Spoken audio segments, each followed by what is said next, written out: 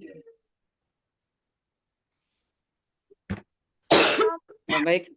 Assalamualaikum warahmatullahi wabarakatuh. Alhamdulillahirabbil alamin. Segala puji hanya milik Allah atas rahmat dan nikmatnya. Kemudian salawat serta salam teruntuk Nabi Muhammad Sallallahu Alaihi Wasallam. Yang kami hormati serta muliakan Ibu Prof. Dr. Ulfatmi MA selaku dosen pengampu mata kuliah ini, kemudian yang kami hormati serta banggakan teman-teman semua yang hadir pada kuliah hari ini. Kami akan memaparkan makalah yang kelima dengan judul Tahap-tahap dan Tugas Perkembangan. Kami terdiri dari 3 orang, yaitu 2 rekan saya, Bu Nur Hidayah dan Bu Roshida, dan saya sendiri, Syifa Fauziah. Saya akan share PPT dulu ya.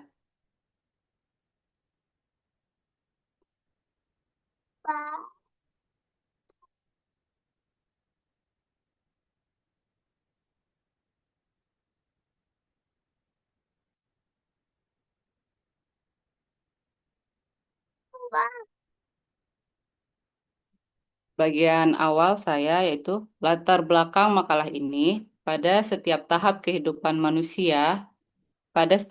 kehidupan, manusia memiliki tugas perkembangan yang harus dicapai agar perkembangan berjalan normal. Jika tugas tersebut tidak terpenuhi, dapat terjadi keterlambatan atau penyimpangan perkembangan yang berdampak pada tahap kehidupan berikutnya. Karena karena perkembangan bersifat berkesinambungan dari masa kanak-kanak hingga lanjut usia. Dalam Islam, perkembangan manusia tidak hanya mencakup aspek fisik, psikologis, dan sosial, tetapi juga spiritual.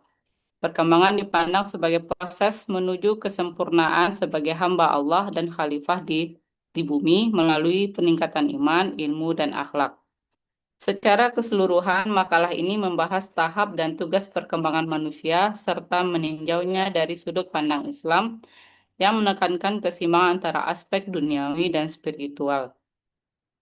Yang A, tahap-tahap perkembangan manusia. Menurut Erikson, perkembangan manusia menjadi 8 tahap dari lahir hingga lanjut usia. Setiap tahap memiliki tugas, perkembangan, serta kekuatan dasar tertentu. Yang pertama itu bayi dari sejak lahir sampai 18 bulan mengembangkan rasa percaya atau trust melalui kasih sayang. Yang kedua, kanak-kanak awal 18 bulan sampai 3 tahun belajar mandiri dan kontrol diri. Yang ketiga, usia bermain 3 sampai 5 tahun mengembangkan inisiatif melalui bermain dan eksplorasi. Yang keempat, usia sekolah langsung aja deh. Ya. Usia sekolah 6 sampai 12 tahun mengembangkan kompetensi dan kerja keras. Yang kelima, remaja 12 sampai 18 tahun mencari identitas diri. Dewasa awal 18 sampai 35 tahun membangun hubungan intim dan cinta.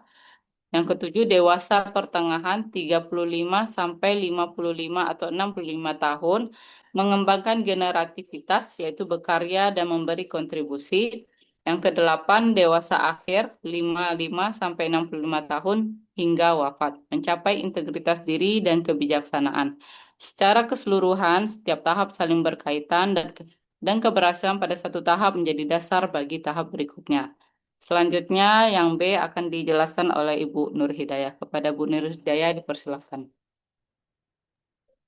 Baiklah, izin Bapak Ibu untuk melanjutkan membacakan slide. Yang B, tugas-tugas perkembangan pada setiap tahap.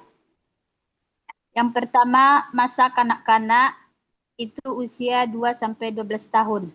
Masa ini mencakup kanak-kanak awal dan akhir dengan perkembangan yang sangat pesat pada aspek fisik, kognitif, bahasa, dan sosial emosional. Pada aspek fisik, anak berkembang dari gerakan sederhana menjadi lebih terampil, merangka, berjalan, menulis, menggunting, dan lain-lain. Aspek kognitifnya dari tahap sensori motor hingga operasional formal. Anak berkembang dari berpikir konkret menuju abstrak dan logis. Dari segi bahasa, anak mengalami perkembangan kosakata, kemampuan membentuk kalimat, dan memahami bahasa kompleks dipengaruhi faktor biologis, kognitif, dan lingkungan. Adapun aspek sosial emosional pada kanak-kanak ini, anak belajar bersosialisasi melalui keluarga dan teman. Pola asuh yang otoriter, permisif, autoritatif sangat mempengaruhi kepribadian. Teman sebaya juga penting dalam pembentukan kemampuan sosial. Yang kedua, masa remaja.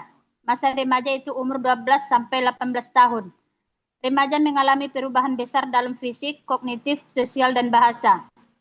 Tahap perkembangan pada masa remaja ini, remaja awal menerima perubahan fisik dan tubuh.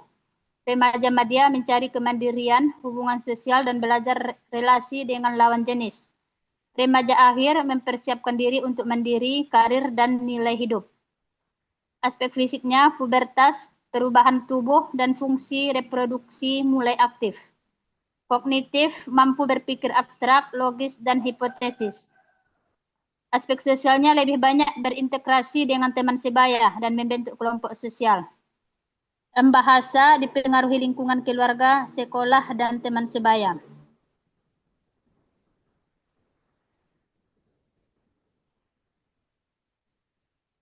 Lanjut, Bu Sipa. Masa dewasa. Ya, Bu. Untuk ketiga, masa dewasa. Menurut Hafid Khas, tugas perkembangan dewasa meliputi dewasa awal, menikah, membangun keluarga, bekerja, dan mencapai kemandirian ekonomi.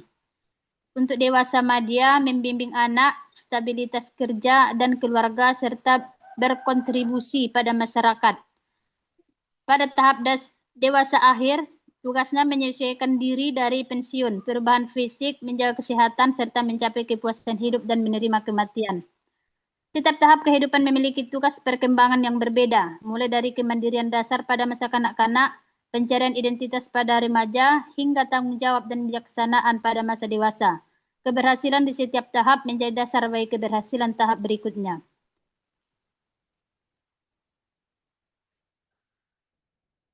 Lanjut Ibu Rosidah untuk bacakan slide-nya. Baik, bismillahirrahmanirrahim. Assalamualaikum warahmatullahi wabarakatuh. Waalaikumsalam. Baik, kami lanjutkan tahap dan tugas-tugas perkembangan dalam pendidikan agama Islam. Dalam agama Islam, perkembangan manusia merupakan proses yang telah ditetapkan oleh Allah Subhanahu wa taala yang bertujuan membentuk manusia yang beriman dan bertakwa dan berakhlak mulia. Seluruh tahapan kehidupan diarahkan untuk beribadah kepada Allah Subhanahu wa taala. Tahapan dan tugas perkembangan. 1. Prakonsepsi. Tugas ada pada orang tua seperti memilih pasangan yang baik, menikah secara sah, membangun keluarga sakinah, dan berdoa untuk keturunan yang baik. Yang kedua, pranatal. Menjaga kondisi fisik dan psikologis ibu, meningkatkan ibadah, dan berdoa agar janin berkembang dengan baik. Lanjut, Bu. Nah, tahap dan tugas perkembangan dalam pendidikan agama Islam. Ya, lanjutan yang tadi. Yang ketiga, kelahiran hingga kematian. Fase wiladah, yaitu fase kelahiran, yaitu 0 sampai 4 minggu. Diazankan, ada akikah, pemberian nama yang baik, dan perawatan bayi. B. Kanak-kanak 1 bulan sampai 7 tahun. Di situ menanamkan dasar iman, akhlak, dan kebiasaan baik. Yang C. Tamyiz, yaitu umur 7 tahun sampai 10, 7 sampai 10 atau 13 tahun. Di situ menguatkan ibadah, mengenalkan benar salah, dan mengembangkan pola pikir. D-nya balik, yaitu remaja. Mereka memikul tanggung jawab agama, memperkuat iman, mengamalkan ajaran Islam, dan mengendalikan diri. E. Dewasa, fase kearifan. Mereka menjalankan ibadah secara konsisten, membina keluarga, berkontribusi sosial, dan meningkatkan ketakwaan. F. Kematian, yaitu mempersiapkan diri dengan amal baik, berwasiat, dan berzikir kepada Allah. G. Setelah kematian, kehidupan berlanjut di akhirat ditentukan oleh amal selama hidup. Perkembangan manusia dalam Islam bersifat menyeluruh dan berkesinambungan, mengintegrasi aspek duniawi dan spiritual. Setiap tahap memiliki tanggung jawab yang akan dipertanggungjawabkan di hadapan Allah Subhanahu wa taala. sehingga pendidikan Islam berperan penting dalam membentuk kepribadian yang sesuai dengan nilai-nilai agama. Lanjut, tahapan perkembangan anak dalam Islam. Fase bayi yaitu fase kanak-kanak. Anak-anak diajarkan bahwa ibadah menyenangkan, atau diajak untuk sholat karena Allah. Menyukai hamba-hamba, karena Allah menyukai hamba-hambanya yang sholat.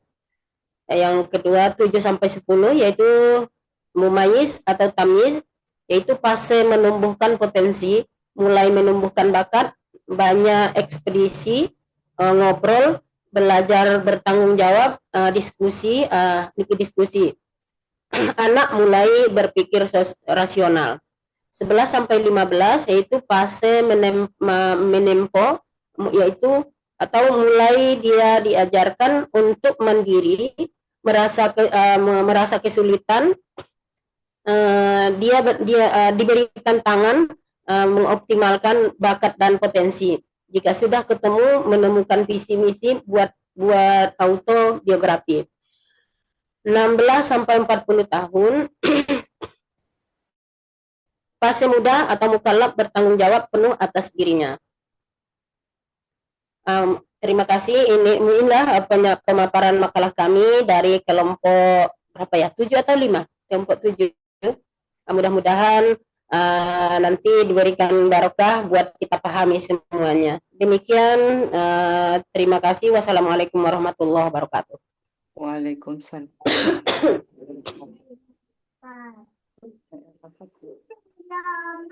Itulah pemaparan dari kelompok kami. Mungkin masuk ke sesi berikutnya, sesi kritik dan saran. Silakan Bapak Ibu.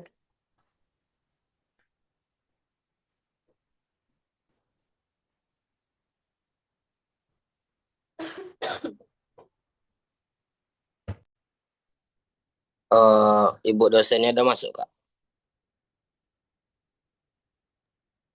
Belum Pak Jamal. Belum ya? Belum. Ibu ada acara lagi. Oh, Tapi udah izin tadi, Bu. ya udah skip aja, siap pertanyaan aja.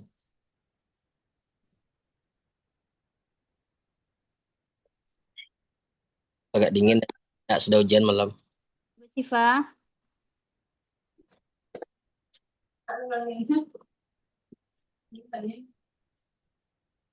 Kok yang Siva. udah open kamera kok kayaknya masih lalu. Ayo Bapak Ibu. Kami nggak mau mengkritik, Kak. Jangan dipaksa kami. Ada-ada aja. Apa aja boleh. Mungkin kurang bahan kami kan, yang kami dapatkan. Di atas tuh. Apa nak? Tuh, apa? Orang berenang. Iya. Kalau enggak kritik, pujilah Pak Jamal. Oh iya. Ya, Orangnya berenang. Cing, cing, cing, cing. Pak. Nih, kami mau apa nih? Mau kasih komen.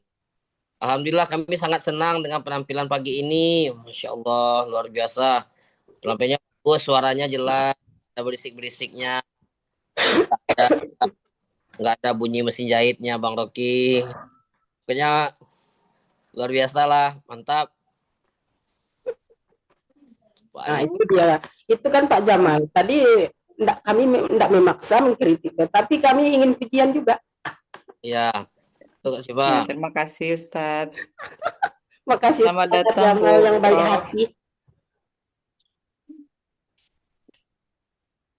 Silakan, udah dimulai diskusinya nih.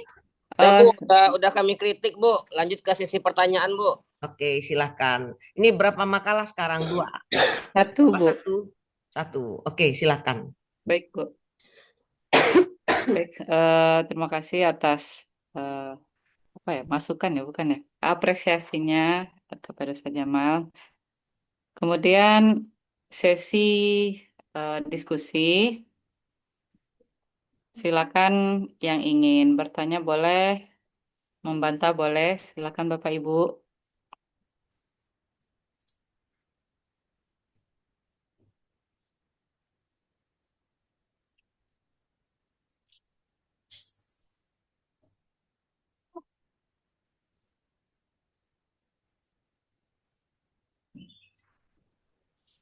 Silakan, mungkin Pak Jamal atau Pak Roki nih, boleh.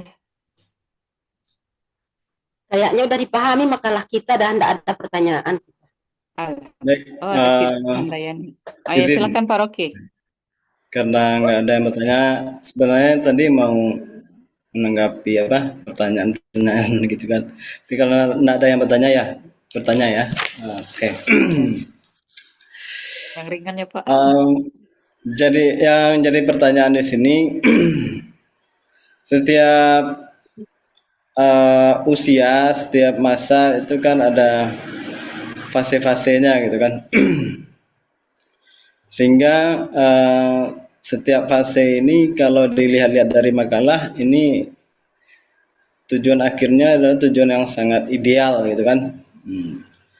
Nah, kalau misalnya di umur sekian sudah ada kemandirian, kemudian di umur 35 sampai 55 sampai ada berkaryanya, kemudian ada umur 55 ada sampai 65 itu kebijaksanaan ya.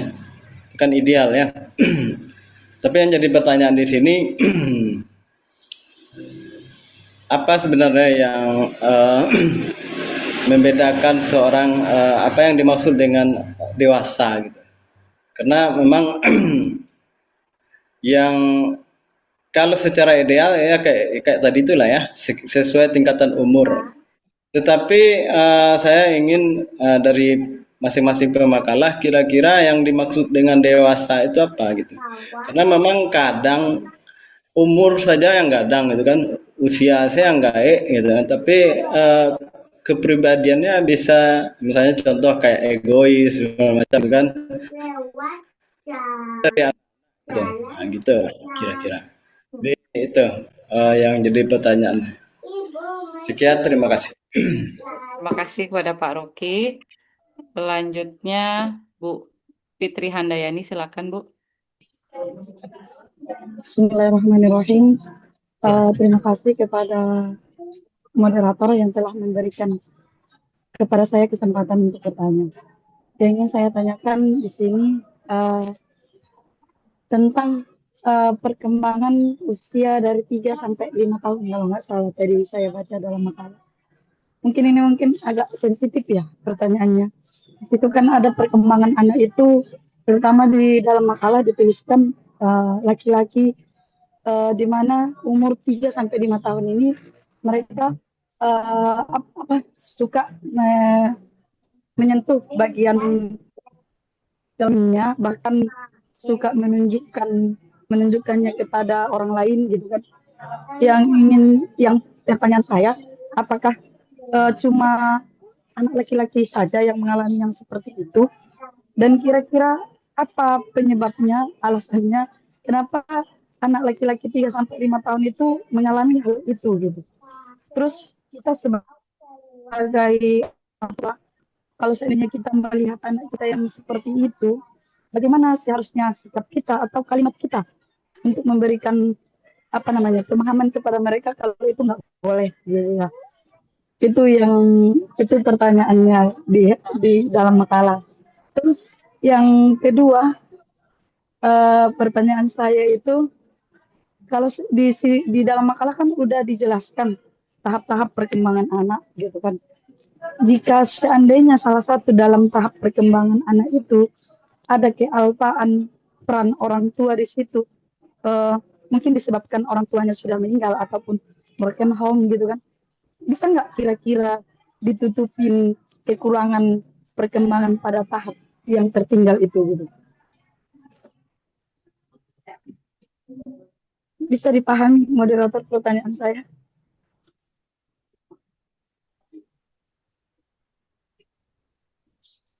Bu, dua pertanyaan tadi Bu Fitri. Saya satu kurang, yang pertama tadi kurang. Yang pertama kurang jelas ya Bu ya. Iya. Saya ulangi, di dalam makalah kan ada perkembangan anak 3 sampai 5 tahun itu yang dijelaskan di situ khususnya laki-laki, di mana laki-laki itu anak umur 3 sampai 5 tahun itu suka ada fase di mana dia suka memegang alat kelaminnya, menunjukkannya kepada orang lain gitu kan. Yang pertanyaan saya terkait ini, apakah memang cuma anak laki-laki aja yang mengalami fase yang ini? Oh gitu. Iya. Terus apa namanya alasannya kenapa anak 3 sampai 5 tahun itu mengalami hal itu gitu. Terus mungkin ada 3 pertanyaan di sini ya di dalam yang terkait ini. Terus kita sebagai orang tua ketika kita melihat anak kita yang seperti itu, bagaimana sikap kita atau bahasa kita yang bisa dipahami anak gitu. Kalau hal itu tidak boleh gitu kan. Kalau pertanyaan yang kedua jelas Bu Rasida. Yang kedua tadi apa singkatnya apa yang kedua? Kealfaan orang tua. Kalau iya kealpaan orang tua terhadap Iya. perkembangan anak ini istilahnya mungkin karena orang tuanya meninggal ataupun broken home gitulah. Bisa nggak ditutupin fase yang tertinggal itu dengan cara apa kira-kira gitu. Pas. Terima kasih moderator. Kepada Bu Fitri. Selanjutnya kepada Bu Deti, silakan. Terima kasih pada moderator yang telah memberikan kesempatannya. Suara Bu Siva jauh, Bu. Iya, jauh.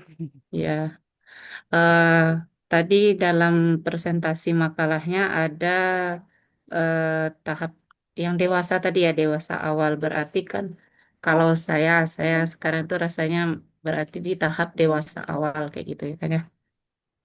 Jadi ada ini kayak teman sebaya kita itu eh, dalam perkembangan anaknya itu sangat ekstra perhatian dan sangat overthinkingkan kayak gitu maksudnya. Dia kalau anaknya tidak berkembang sesuai dengan tahapannya seperti itu kan, dia itu merasa ada yang salah. Jadi apakah nanti perasaan ibunya seperti itu terhadap perkembangan anaknya ini, apakah nanti itu sifat anaknya juga seperti itu kayak gitu kan? Eh, Mudahnya kayak dia stres kalau anaknya tidak seperti ini hari ini, apa ya yang salah? Apa yang terjadi ini dengan perkembangan anaknya? Apa yang dia lakukan yang seharusnya kayak gitu. Jadi apakah nanti anaknya ini akan mengikuti sifat ibunya yang seperti itu? Terus bagaimana supaya kita tuh kayak kadang kan kalau saya sarankan ke dia itu supaya dia tuh jangan terlalu apa ya, terlalu dibilang perfect tidak gitu, tapi kita tuh harus menyeimbangkan gitu, jangan terlalu memaksakan kepada anak. Jadi kayak gimana seharusnya saran kita itu kepada teman terhadap orang tua yang seperti ini gitu. Kadang saya merasa itu kayak dia itu baru um, apa ya? eh jadi kayak kasih sayang ke anak tuh memang harus begini sekali kayak gitu. Jadi harus perfect kayak gitulah pandangan saya dia itu terhadap anaknya gitu. Jadi apa-apa nanti anaknya itu jangan seperti ini, jangan seperti ini kayak gitu. Harusnya begini kayak gitu. Bisa ditangkap ya pemakalah. Jadi kayak gimana nih? Apakah nanti sifat yang orang tuanya seperti itu tuh dalam perkembangan anaknya, apakah anaknya nanti akan memiliki sifat begitu juga kayak gitu? Ya, cukup ya apa moderator. Terima kasih. Assalamualaikum. Oke, terima kasih Bu Deti atas pertanyaannya. Selanjutnya yang terakhir Pak Jamal, kepada Pak Jamal dipersilakan. Silakan Pak Jamal. Oh, iya ya Kak, ya Kak. Ini mau bertanya Kak. Masih buka ya Kak ya sesi pertanyaannya? Masih. Yang terakhir Pak Jamal. Oke, oh saya yang terakhir ya. Oke Kak.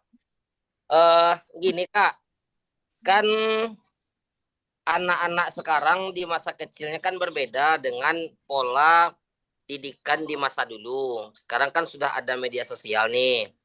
Nah, di media sosial itu kan ada kayak video-video Islami, lagu-lagu Islami gitu kan. Baca-bacaan itulah, baca-bacaan doa yang dilakukan gitu kan. Di sisi lain kan itu kan bagus tuh. Karena sensor apa namanya? Indera pendengarnya anak tuh kan di masa kecil kan masih bagus ya kan. Tapi di sisi lain ada efek sampingnya Kak. Mendengarkan hal seperti itu. Misalnya kan gini, orang tua kan pada sibuk nih. Kadang seorang ibu sibuk, dia bekerja di luar. Seorang ayah sibuk, dia bekerja di luar. Kemudian ditemenin anak ini diberi HP. Yang didengarkan itu yang baik-baik aja. Yang sudah disetting gitu, lagu-lagu ini. Ada pengaruh negatifnya nggak nanti gitu. Itu aja sih Bu. Terima kasih ya Bu ya. Pinjam bentar, Nak. Ibu pinjam ya. Iya, terima kasih kepada Pak Jamal atas pertanyaannya. Oke, kita tampung dulu sebentar ya. Minta waktunya mungkin Bapak Ibu agak 2 menit. Tidak sedih.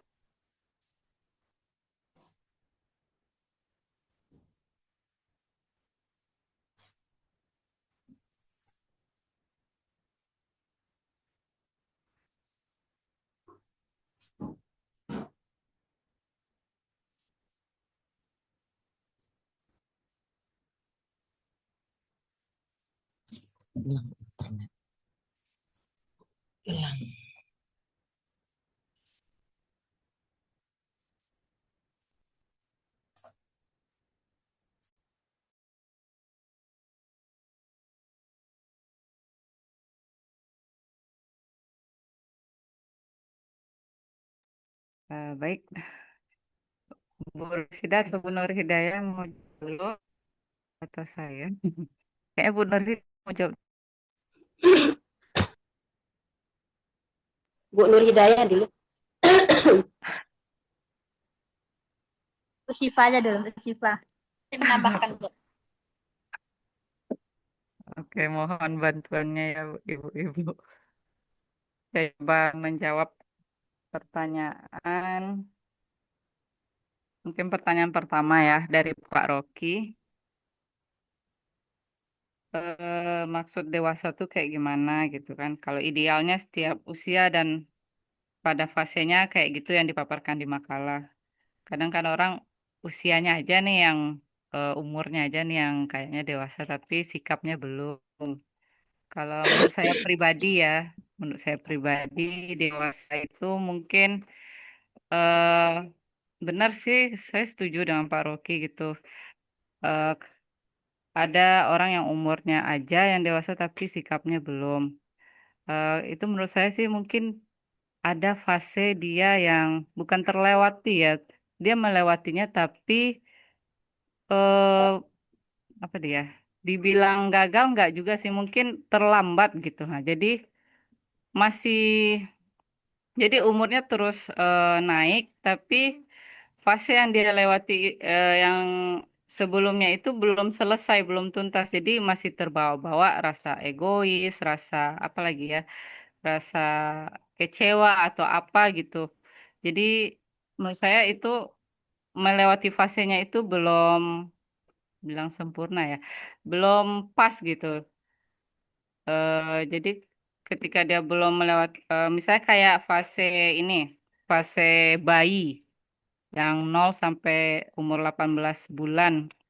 Di sana kan baru pengenalan ya, dia baru lahir ke dunia, dia nggak tahu siapa-siapa gitu kan, masih nggak kenal gitu. Jadi di sana peran orang tua memberikan kasih sayang, memberikan apa yang dibutuhkan. Di sanalah timbul di dalam dirinya tuh, wah, bahwa dunia ini kayaknya bisa dipercaya deh. Tapi kalau dia nggak ngerasain itu, ah, kayaknya saya nggak bisa percaya nih. Jadi kebawa-bawa terus sampai dewasa gitu.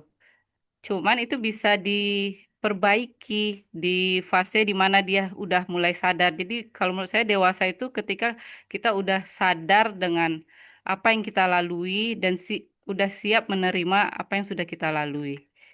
Itu sih menurut saya. Mungkin dari Bu Nur Hidayah dan Bu Rosida bisa menambahkan.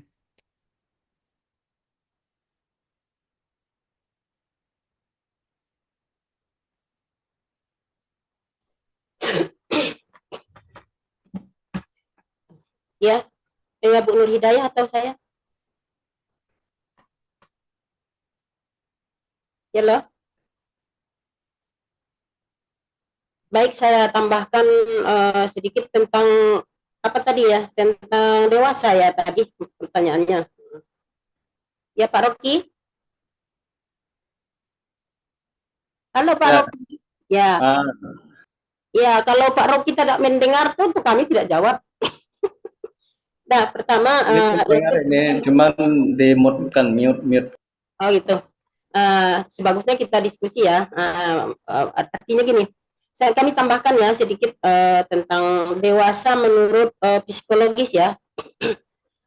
Dewasa menurut psikologis tidak jauh juga menurut ilmu fikih ya, itu hampir sama ya.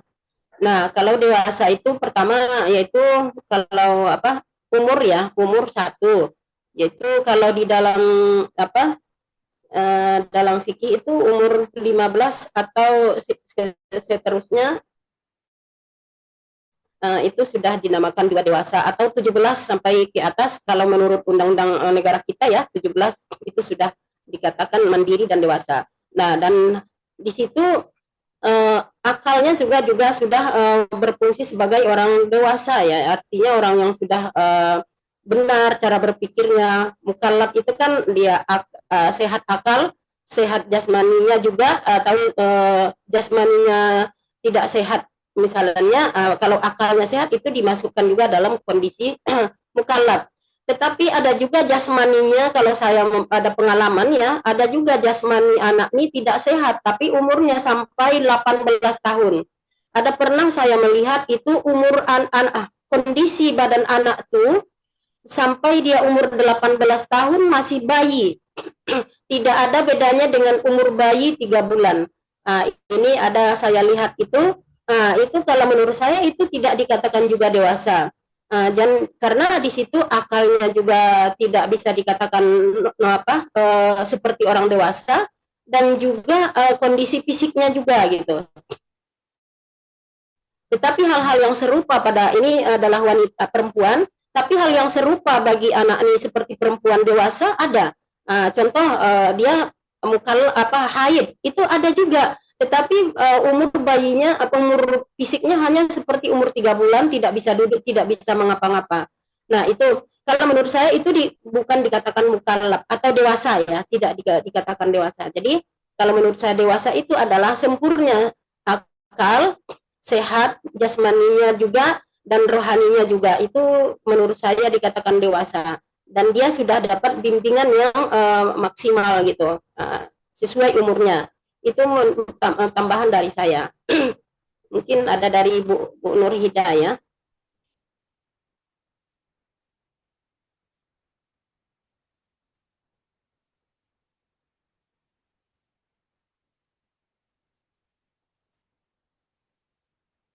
Kayaknya Bu Nur Hidayah tidak ada nyambung. Bu Nur Hidayah, to mute itu Bu Nur Hidayah.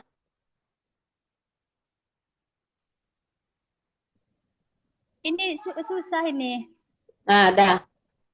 Udah Bu, udah terdengar Bu? Sudah. Silakan ditambahkan. Saya coba menambahkan jawaban dari Bu Sipa sama Ibu Rosidah dari pertanyaan Pak Roki tadi. Pak Roki tadi bertanya tentang kenapa sih orang dewasa kadang-kadang masih terlihat seperti kanak-kanakan seperti itu ya Pak Roki. Jadi di sini saya menambahkan sedikit ya. Untuk pertumbuhan orang dewasa ini mungkin dipengaruhi mengapa tidak berhasil ya, mengapa tidak berhasil tentang tugas perkembangannya pada masa dewasa. Menurut saya di sini karena ada beberapa faktor Pak Roki. Yang pertama mungkin dari faktor eksternalnya, yang dimana tidak normalnya pertumbuhannya ataupun tahap perkembangannya, sehingga tugas perkembangannya di masa dewasa itu tidak berhasil. Begitu juga dengan kesehatannya. Ini sangat mempengaruhi sekali untuk masa tugas perkembangannya di masa dewasa.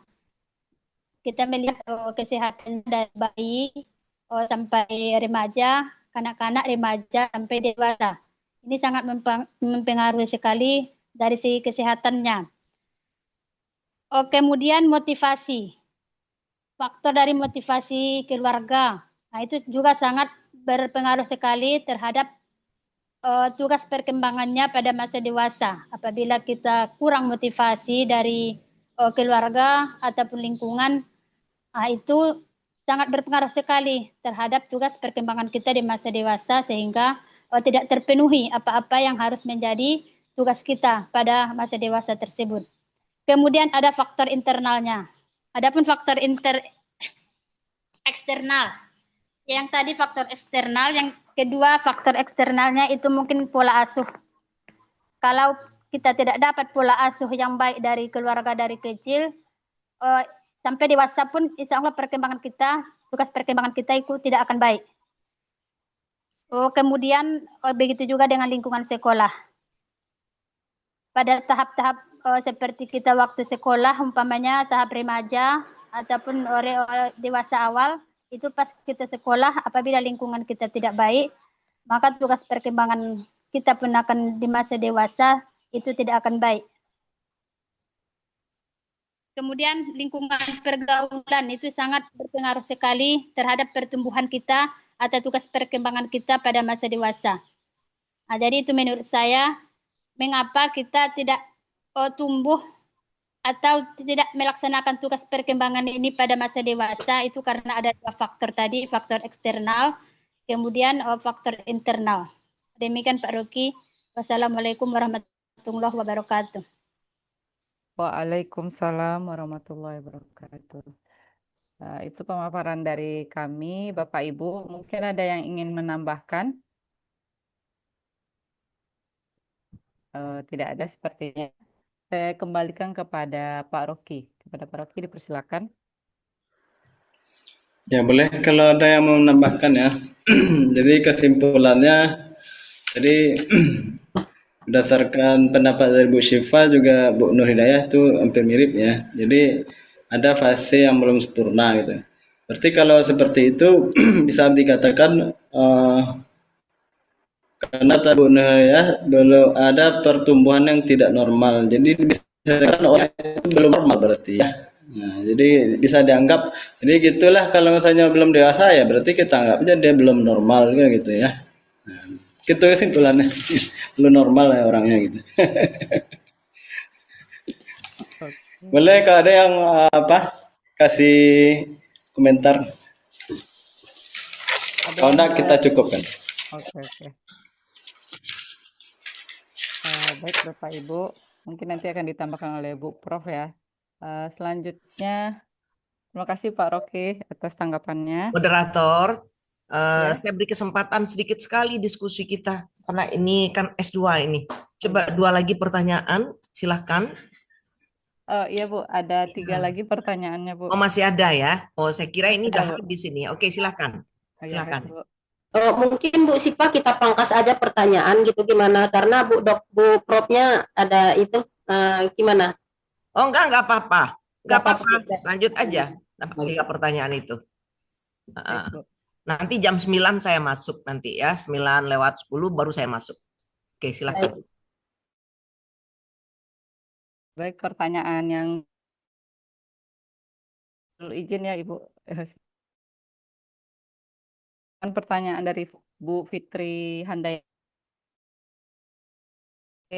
3-5 tahun itu di dalam makalah kami beri contoh, salah satunya laki-laki bukan sering sih, ingin memegang kelaminnya gitu. Kalau menurut pandangan saya, itu salah satu fase mereka. Mungkin contohnya di saya, karena anak saya ada di fase itu sekarang gitu. Memang benar, apalagi laki-laki, dia sering megang itu gitu.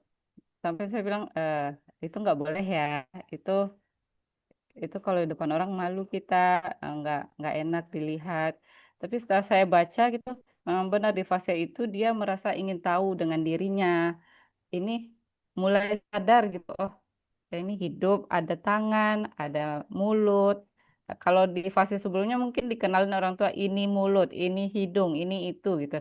Tapi udah di fase umur 3 tahun sampai 5 tahun dia udah mulai, kok ada ini ya, apa ya, mau coba deh, mau ini deh. Kadang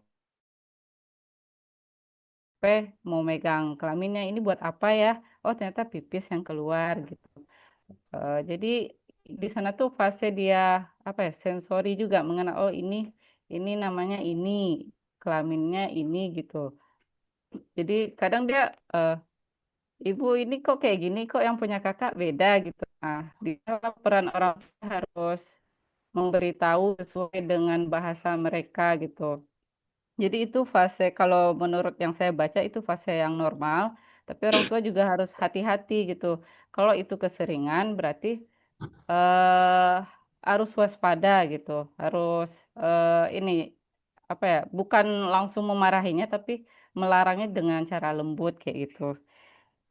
Termasuk yang perempuan juga. Kalau saya waktu itu yang anak perempuan dia pipis dimainkannya gitu. Maksud saya tuh keluar masuk gitu pipisnya kok ditahan pipisnya iya mau tahu aja katanya oh iya iya boleh boleh tapi pipisnya dikeluarin aja ya nggak usah ditahan tuh dikeluarin tahan keluarin kayak gitu jadi emang orang tua yang sangat berperan untuk mengenalkan dan tidak langsung serta-merta marah-marah atau itu nggak boleh karena mereka belum kenal normanya kayak gimana di lingkungan belum kenal gitu karena belum fasenya dia tahu gitu kalau di sekitar tuh nggak boleh yang kayak gitu sih. Itu yang pertanyaan pertama. Pertanyaan kedua itu, kalau ada kealfaan orang tua, mungkin orang tuanya tidak lengkap atau orang tuanya lengkap tapi tidak maksimal gitu dalam setiap fasenya. Kalau menurut saya, eh, ketika nggak lengkap dalam setiap fase, memang akan mengalami misalnya di fase dia bayi, ada rasa tidak percaya, terus lanjut ke fase berikutnya, ada rasa apa ya kurang mandiri jadinya rasa apa ya rendah diri gitu. Mungkin ketika dia sudah agak sadar gitu, di lingkungannya lah yang mungkin bisa ini, misalnya orang tua mungkin nggak lengkap ya, sadar mulai ini kalau menurut saya sih mulai bisa mengenal dirinya dia akan kok saya begini ya gitu. Nanti dia mulai apa sih bahasanya ya? Mulai ini eh coba mengenali dirinya terus melalui dirinya menerima keadaan sebelumnya gitu. Jadi eh misal dia di fase, misalnya di fase sekarang gitu, di fase sebelum-sebelumnya saya merasa rendah diri, merasa ini berarti kan fase di waktu yang sebelum-sebelumnya itu apa ya istilah mungkin gagal lah gitu, gagal melewatinya. Jadi berdampak kepada saya dewasa menjadi malu, tidak terbuka atau gimana gitu. Di fase dia sadar itu dia mencoba melatih gitu, melatih mengambil apa ya, mengambil latihan dari fase yang sebelumnya kayak gitu. Jadi dilatihnya pas dia udah sadar, jadi ya ya gitu. Itu sih menurut saya sih mungkin Ibu Rosida sama Bu Nur Hidayah yang akan melengkapi. Akan Oh,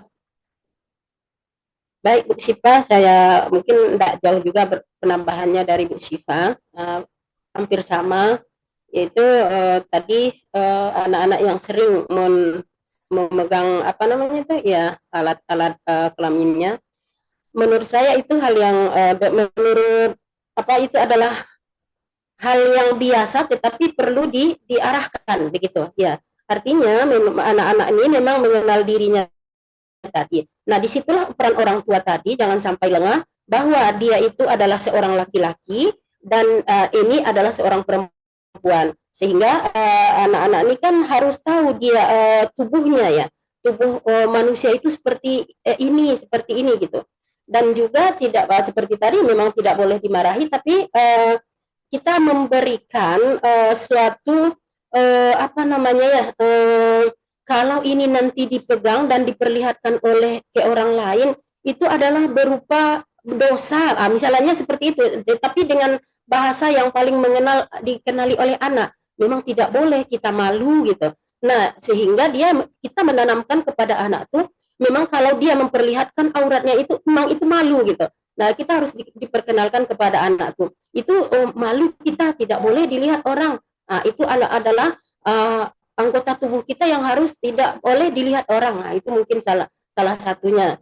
Nah, terus anak-anak ini memang disitulah kita melihat mulailah dalam perintahnya di Islam itu kan dipisahkan antara laki-laki dengan perempuan tempat tidurnya atau dengan orang tuanya itu mungkin di situ sudah mulai yang umur 7 tahun tadi atau 5 tahun 6 7 tahun itu sudah harus kita mulai memisah karena mereka itu sudah berbeda kan gitu Jadi sinilah peran orang tua memperkenalkan anak-anak ini bahwa dia itu laki-laki dan dia itu perempuan dan dia itu tidak boleh memperlihatkan kepada orang lain anggota tubuh yang harus ditutupi, dan di situ adalah ditanamkan rasa malu gitu. Nah, itu mungkin sedikit dari saya tambahannya gitu. Mungkin Bu Nur Hidayah ada lagi, silakan Bu Nur Hidayah. Ya Bu, saya menambahkan sedikit ya dari jawaban dari kedua pemakalah mengenai mengapa umur 3-5 tahun tadi sering memegang kelaminnya, terutama yang laki-laki ya, Bu Fitrian Dayani. Memang pada usia ini, usia berapa tadi, sekitar 3-5 tahun, memang tugas perkembangannya pada usia ini salah satunya itu belajar membedakan dan kesopanan seksual. Jadi pada fase inilah, pada tahap umur inilah kita sebagai orang tua, dan di sini berperan penting ini ayah dan ibunya, bukan ibu aja di sini. Ya, ini sudah peran utamanya di sini harus ikut ayahnya dan ibunya untuk mengontrol anaknya pada usia tersebut. Apalagi laki-laki itu harus ayahnya yang lebih tahu itu kan, ayahnya yang lebih berperan di sini selain dari peran ibunya. Itu aja tambahannya Bu Fitrian Dayani. Persilakan kepada moderator. Baik, terima kasih kepada teman-teman pemakalah. Kepada Pak Afdal, silakan ingin menanggapi atau memberikan tambahan jawaban. Silakan Pak. Baik, Assalamualaikum warahmatullahi wabarakatuh. Waalaikumsalam. Assalamualaikum warahmatullahi wabarakatuh. Waalaikumsalam warahmatullahi wabarakatuh. Oke, apa kabar Bapak Ibu sekalian? Semoga dalam keadaan sehat ya.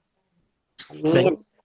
saya akan menambahkan sedikit jawaban dari jawaban pemakalah atas pertanyaan dari Ibu Fitri Handayani.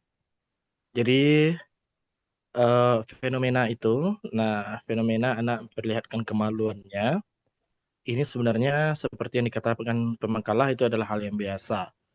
Itu disebut dengan istilahnya fasenya itu adalah fase falik. Nah, fase falik ini umumnya terjadi sesuai dengan perkembangan anak dari umur 1 sampai umur 5 tahun. Tapi ada juga beberapa yang terjadi pada umur 6 atau 7 tahun. Nah, jadi untuk fase ini, mereka mulai merasakan sesuatu yang aneh bahkan nikmat di bagian kemaluan mereka ketika tersentuh. Itu yang membuat mereka menjadi penasaran dan ingin mengetahui lebih dalam tentang kemaluan mereka itu, jenis kelamin mereka itu. Dan seperti yang dikatakan Ibu Nur Hidayah tadi, orang tua harus berperan aktif keduanya dalam mengarahkan anak. Jangan sampai fase ini terabaikan. Nah, jadi kalau terabaikan, dibiarkan biasa saja, inilah nanti yang akan membuat si anak itu membuat berlebihan nanti. Jadi jangan sampai dia berlebihan dalam mengakses itu secara terbuka kepada orang lain. Nah, jadi Bapak Ibu yang dirahmati oleh Allah, betul kata Bu Rashidah, disinilah mulai kita tanamkan rasa malu kepada anak terhadap bagian-bagian sensitifnya, terhadap aurat-aurat anak tersebut. Jadi bukan hanya bagian sensitif itu aja, tapi mulai dari aurat itu sudah mulai kita tanamkan di situ kepada anak, itu di dalam Islam. Sedangkan untuk untuk duniawinya, itu kita tanamkan di situ adalah upaya menjaga diri.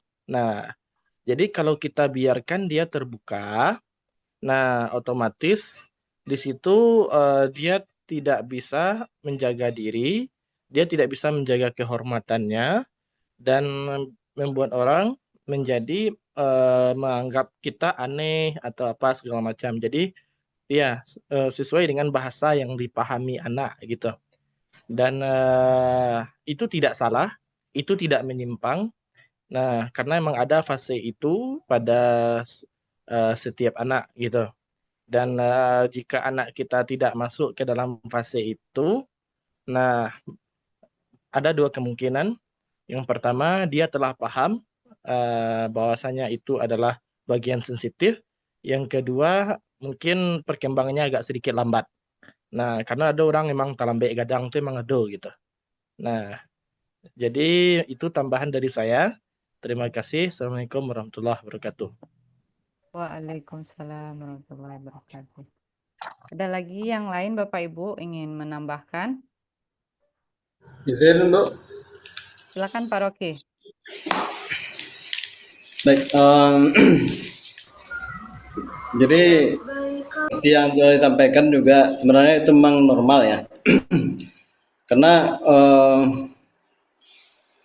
kalau tidak diikuti seperti itu nanti ada fase yang tidak yang diikutinya kayak itu tuh, jadi nanti ada fase yang tidak normal jadinya kan. Karena daripada nanti udah besar, udah berumur, itu juga yang dia tanyakan nanti kan. Nah, jadi memang itu adalah hal yang normal, sehingga peran kita sebagai orang tua lagi. Sebenarnya mereka anak-anak ini ingin mengetahui seperti seks. Seks itu kan jenis kelamin ya. Jadi kalau ditanya apa seks, seks itu jenis kelamin. Nah, misalnya laki-laki atau perempuan. Jadi anak ini ingin mengetahui, misalnya dia perempuan, berarti dia mirip dengan ibunya, misalnya, atau dia kalau memang laki-laki, dia mau lihat tahu, mau bisa juga membedakan misalnya dengan kakaknya dan sebagainya. Dan dia ingin tahu apa perbedaan itu gitu kan. Itu memang perkembangan kognitifnya gitu. Jadi dia ingin rasa ingin tahu tentang jenis kelamin, dan peran sebagai orang tua tentu berperan aktif untuk mengajarkan apa saja yang boleh dipegang, apa saja yang tidak boleh dipegang gitu kan, apa saja yang boleh dilihat dan mana yang tidak boleh dilihat gitu. Nah, kadang pengetahuan yang seperti itu yang makanya ada anak-anak yang pedofil atau yang dilecehkan sebagainya itu karena memang pengetahuannya itu tidak sepenuhnya diberikan oleh orang tua. Begitu saja tambahnya. Terima kasih pada Oke. Pak Rocky. Saya tambah dikit lagi. Ya, Jadi silakan Pak. Oke. Jadi kalau orang tua abai akan ini atau terlalu malu untuk mengajari anak tentang bagian sensitifnya itu, saya sambung yang kata Ustaz Rocky tadi, inilah banyak terjadinya kasus LGBT itu sesama anak gitu. Karena tidak langsung difilter melalui pengajaran-pengajaran kita terhadap bagian sensitifnya tadi. Jadi mereka belajar sesama mereka lagi gitu. Dan itulah yang menjadi peluang terbesar, penyebab terbesar mereka jadi secara tidak langsung sudah mulai LGBT dan lain sebagainya. Jadi ini na'udzubillah min zalik. Jadi memang betul-betul harus diperhatikan, diarahkan ke jalan yang benar sedini mungkin tentang bagian sensitif mereka itu. Terima kasih.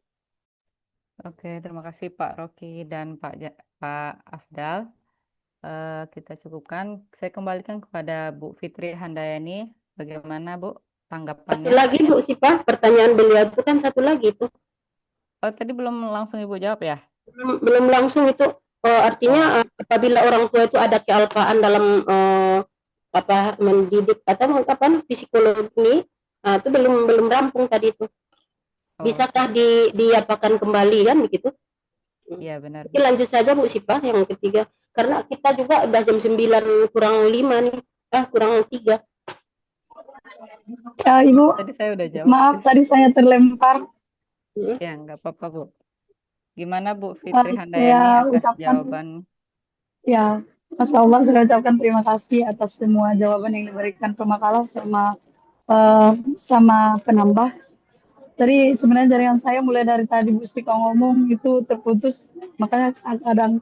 Tapi saya berusaha mendengarkannya. Jadi yang saya pahami memang fase yang itu memang fase normal selagi dia itu ya, nggak sering gitu. Itu alasannya karena pingin tahu bagian yang itu gitu kan.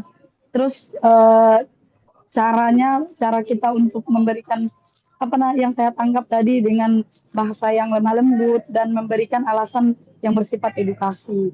Dan di sini juga sangat penting berarti peran orang tua. Kalau seandainya orang tua nggak mengajarkan hal itu, seperti tadi yang dikatakan, mandem Pak, yang dikatakan oleh penambah tadi, itulah efeknya nanti pelecehan, LGBT gitu ya. Terima kasih banyak atas ilmunya. Saya kembalikan kepada moderator. Oke, terima kasih kepada Bu Fitri atas tanggapannya. Oke, kami akan lanjut menjawab pertanyaan nomor 3, yaitu dari Bu Deti. Dari yang tadi itu, oke, apakah anak akan terpengaruh dengan sikap orang tua yang seperti itu? Kalau saya secara pribadi, sebenarnya sih tidak masalah kalau orang tuanya itu mengikuti fase fase itu gitu, karena fase itu jatuhnya kayak GPS-nya, tapi nggak serta-merta harus kayak gitu. Pada fase itu harus kayak gitu, nah, nggak harus. Pokoknya orang tua inilah pedomannya gitu, tapi jalannya bisa ke sini, bisa ke sana. Yang penting jalannya kayak gitu gitu, nah, fasenya kayak gitu. Jadi kalau menurut saya itu nggak apa-apa asal tidak ini, misalnya berlebihan kayak gitu. Terus di sini juga ada peran orang tua sih. Kalau orang tuanya tetap hangat, responsif, maksudnya bisa bekerja sama lah dengan anaknya itu di melewati fase itu. Bukan orang tua itu kayak otoriter gitu ya, maksudnya harus ini, harus itu gitu. Wah, jadi nggak masalah kayaknya. Cuma kalau dia sampai ya ekstra banget, mungkin akan muncul ini, jadinya anak itu mungkin akan terbentuk jadi orang yang agak keras kepala, kurang empati, jadinya kayak gitu. Berarti tuntutannya saya harus ideal, saya harus ini. Bisa jadi anak juga akan terpengaruh gitu. Tapi kalau orang tuanya bisa tetap hangat, responsif, pokoknya fleksibel, nggak banyak apa ya, nuntut tapi pada porsinya kayak gitu sih. Terus apa sih sikap kita gitu ya? Kalau kalau saya secara pribadi mungkin apresiasi sih, apresiasi kalau memang bisa mengikuti setiap tahap, tapi mungkin diingatkan gitu. Kita nggak harus sempurna melewatinya gitu. Pokoknya temani anak itu, tapi tidak memaksanya gitu. Mungkin itu sih dari saya. Saya ke saya mungkin Ibu Nursida dan Bu Rosida bisa melengkapi. Baik, Bu Fitri, saya menambahkan sedikit dari mungkin pengalaman. Ada dengar suara saya, Bu Pertanyaan Sipa? Bu Deti, Bu. Oh, bukan Bu Fitri. Bukan Bu Fitri. Ya, oke. Di situ tadi apa tadi kalau Bu Deti tadi singkatnya? Tadi kan ada orang tua yang ingin selalu di setiap fasenya sesuai dengan kebutuhan gitu. anaknya. Pasiennya ya, oke. Baik, saya akan coba memberikan melihat dari berbagai pengalaman ya. Seperti Bu Sipa tadi, kita tidak terlalu di rumah tangga atau di dalam keluarga ya, tidak harus begini, harus begitu. Tetapi ada juga ketertinggalan, misalnya anak ini memang ada dua fase kadang ketertinggalannya, atau mungkin terlalu melebihi gitu. Belum seumur dia itu harus begini, tetapi sudah lewat dari seperti orang dewasa dibuatnya, itu juga mempengaruhi kan begitu. Atau ada ketertinggalan yang sangat-sangat bukan faktor dari orang tua, tapi dari faktor dirinya sendiri gitu. Mungkin adalah ciptaan Allah, memang ada ketertinggalan, bisa jadi gitu. Misalnya ada contoh ya, anak kelas 6 itu semestinya kan sudah mulai agak-agak bagus ya, tapi dalam orang psikolog kelas 6 ini umurnya adalah 12 tahun, tetapi umur dia itu masih umur kelas 3 SD berapa umurnya itu. Nah, begitu.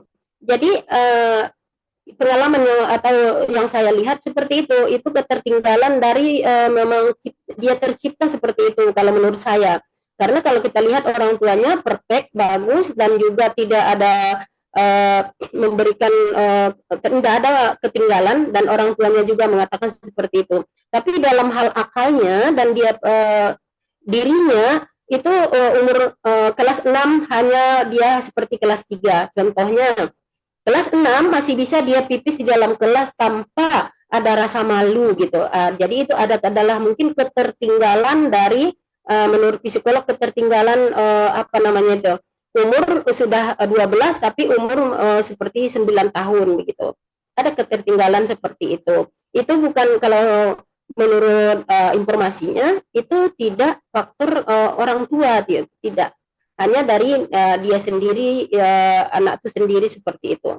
Dan itu mungkin ya, jadi pada intinya seperti Bu Sipa tadi, memang tidak harus perfect banget kita kepada anak sehingga mengatakan anak nanti keras kepala ya, itu.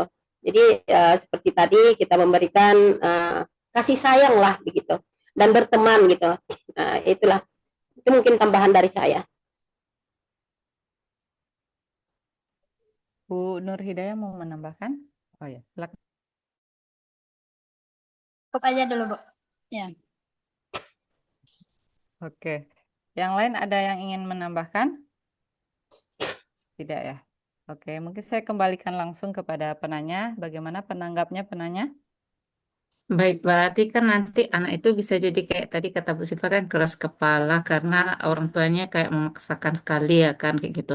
Ya karena saya tuh kayak bingung juga kan lihat teman saya ini dia pusing loh kalau misalnya anaknya itu nggak sekian hari atau sekian jam setelah apa dia stres kayak gitu. Jadi kayak dia tuh harus anaknya kayak gini harusnya kayak gini kayak gitu kan. Jadi kalau saya sarankan ke dia itu ya supaya biarkan aja anak ini ngalir aja kayak gitu, jangan terlalu dipaksain kayak gitu kan. Itu saran saya. Jadi saya tadi tadi jadi saya ingin juga lebih tahu kan karena kita kebetulan belajar tentang psikologi perkembangan anak kayak gitu. Mungkin itu sih tanggapan. Terima kasih Bu Sipa atas jawaban Bu Rosida. Terima kasih. Assalamualaikum. Mungkin sedikit Bu Waalaikumsalam. Diti saya apakan, ada istilah tarik ulur gitu. Kalau saya seperti itu. Nah, jadi ke anak kayak gitu, tarik ulur. Misalnya hari ini saya harus apa namanya itu, harus perfect, harus begini. Tapi besoknya enggak. Bukan mengatakan ibu Umi ini tidak konsisten, bukan seperti itu. Tapi ke anak saya biasanya tarik ulur gitu. Intinya seperti itu. Oke. Terima kasih kepada Bu Rosida. Oke, kita lanjut ke pertanyaan keempat, itu dari Pak Jamal. Kami akan menjawabnya. Kondisinya itu apakah ada efek samping kita memberikan video yang positif kepada anak, tapi kondisinya orang tua tidak sibuk ya gitu, atau apa gitu ya, atau diasuh sama yang lain. Ini Kalau yang menurut terakhir saya, ya Bu Siva pertanyaannya. benar Ya, Bu, benar Bu. oke. Oke. Kalau menurut saya secara pribadi, sebenarnya tidak masalah kalau ngasih video, tapi dilihat kondisinya. Tidak seharian dia lihat video aja terus, itu jelas itu akan berdampak negatif gitu. Karena kenapa? Jadi dia kurang interaksi, kurang komunikasi, jadinya kurang sensorinya kurang juga jadinya. Jadi dia cepat bosan. Jadi kalau apa-apa gitu, ibu nonton gitu aja dia nantinya gitu ke depannya kan. Jadi memang dibatasi, boleh tapi dibatasi. Ya kayak gitu sih kalau dari saya. Mungkin itu dari saya. Mungkin Bu Nur Hidayah atau Bu Rosidah boleh menambahkan, silakan. Ya Bu Sipa, saya coba tambahkan. Saya berbicara dari pengalaman dan data yang ada ya. Nah, ini kan kata Pak Jamal pengaruh dari negatif ketika mendengarkan HP. Tidak hanya HP, TV juga bisa juga kan. Yang jelas itu teknologi kan. Nah, ada pengalaman dan kami di sekolah, anak ini orang tuanya pekerja bisnis atau berkadai. Jadi anak ini ternyata dari sudah bisa dia memegang HP, menghidupkan TV. Jadi anak ini menonton, tontonannya adalah seperti laki-laki dan dia mobil-mobil, sesuai lah dengan diri dia kan, laki-laki biasanya mobil-mobilan.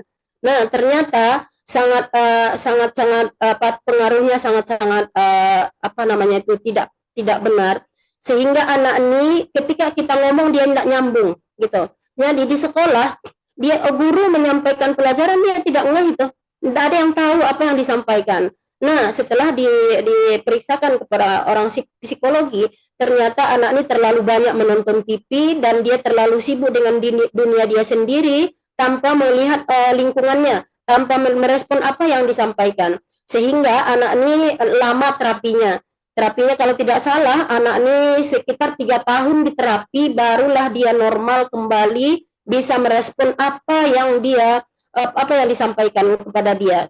Sehingga pembelajaran pun dia kadang tahu, kadang tidak. Kadang kita sampaikan tidak memahami. Nah, itulah mungkin pengaruh dari anak yang berkesinambungan dan orang tua menyerahkan biar anak diam, biar anak tidak mengganggu, itu sangat-sangat tinggi risikonya begitu. Itu pengalaman benar, itu ada di sekolah kami seperti itu. Sehingga di terapi itu lama terapinya.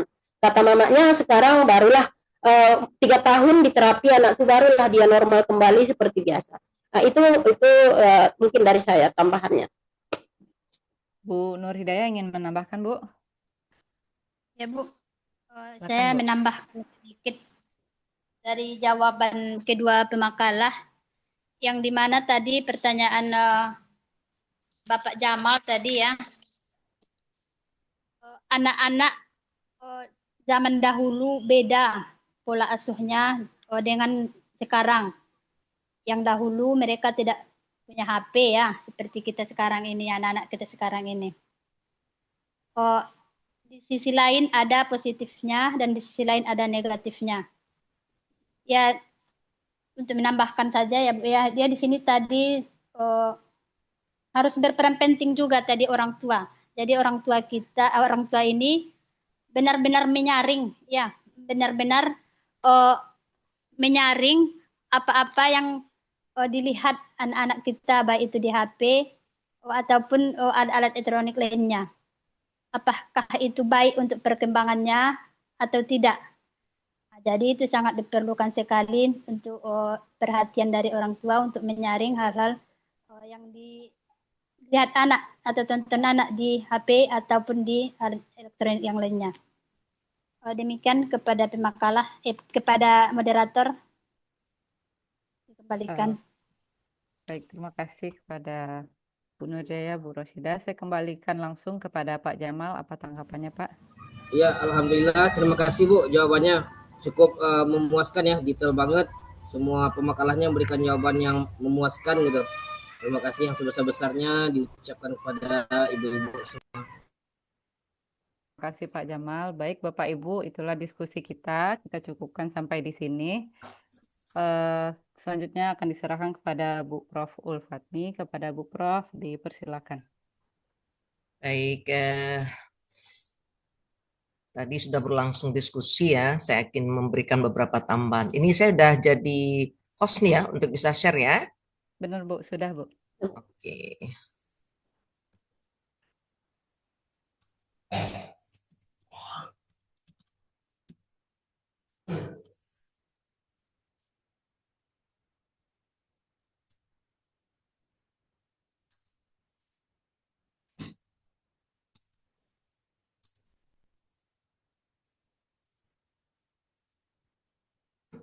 Oke.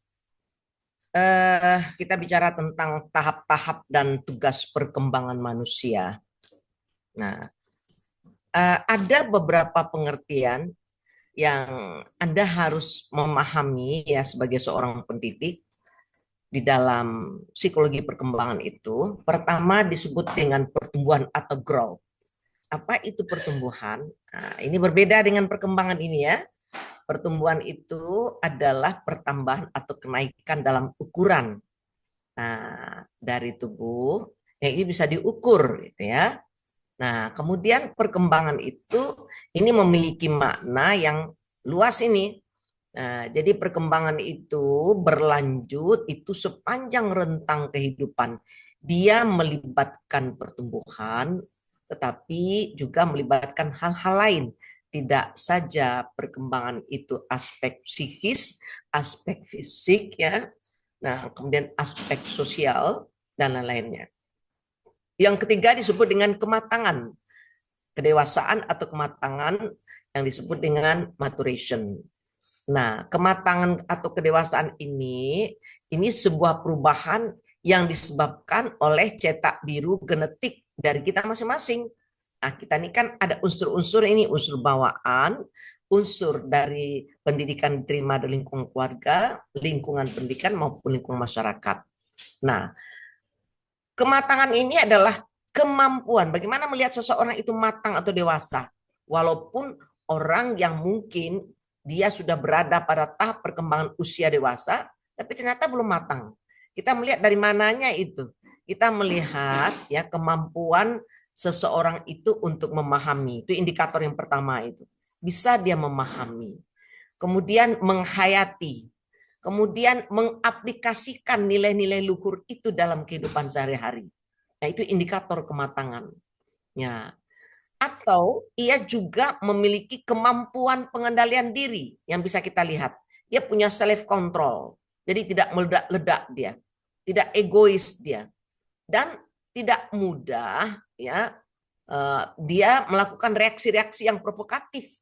Nah, ini ditandai dengan dia bertahan untuk tidak impulsif, kemudian pengendalian dirinya terhadap rasa marah, frustasi, dia mampu merespon secara hati-hati ya dalam situasi yang dia menghadapi banyak hal yang dia tidak mengenakkan gitu. Dia mampu mengelola stresnya secara efektif, mampu mengelola emosi negatifnya, mampu menyelesaikan masalah dengan baik dan mampu menenangkan orang lain maupun dirinya. Nah, indikator ini yang harus ada pada orang-orang dewasa ini. Kita termasuk orang dewasa. Ada yang berada pada dewasa muda, ada yang berada pada dewasa madya. Nah, kalau saya sudah masuk ke lansia, kena 60 tahun ke atas.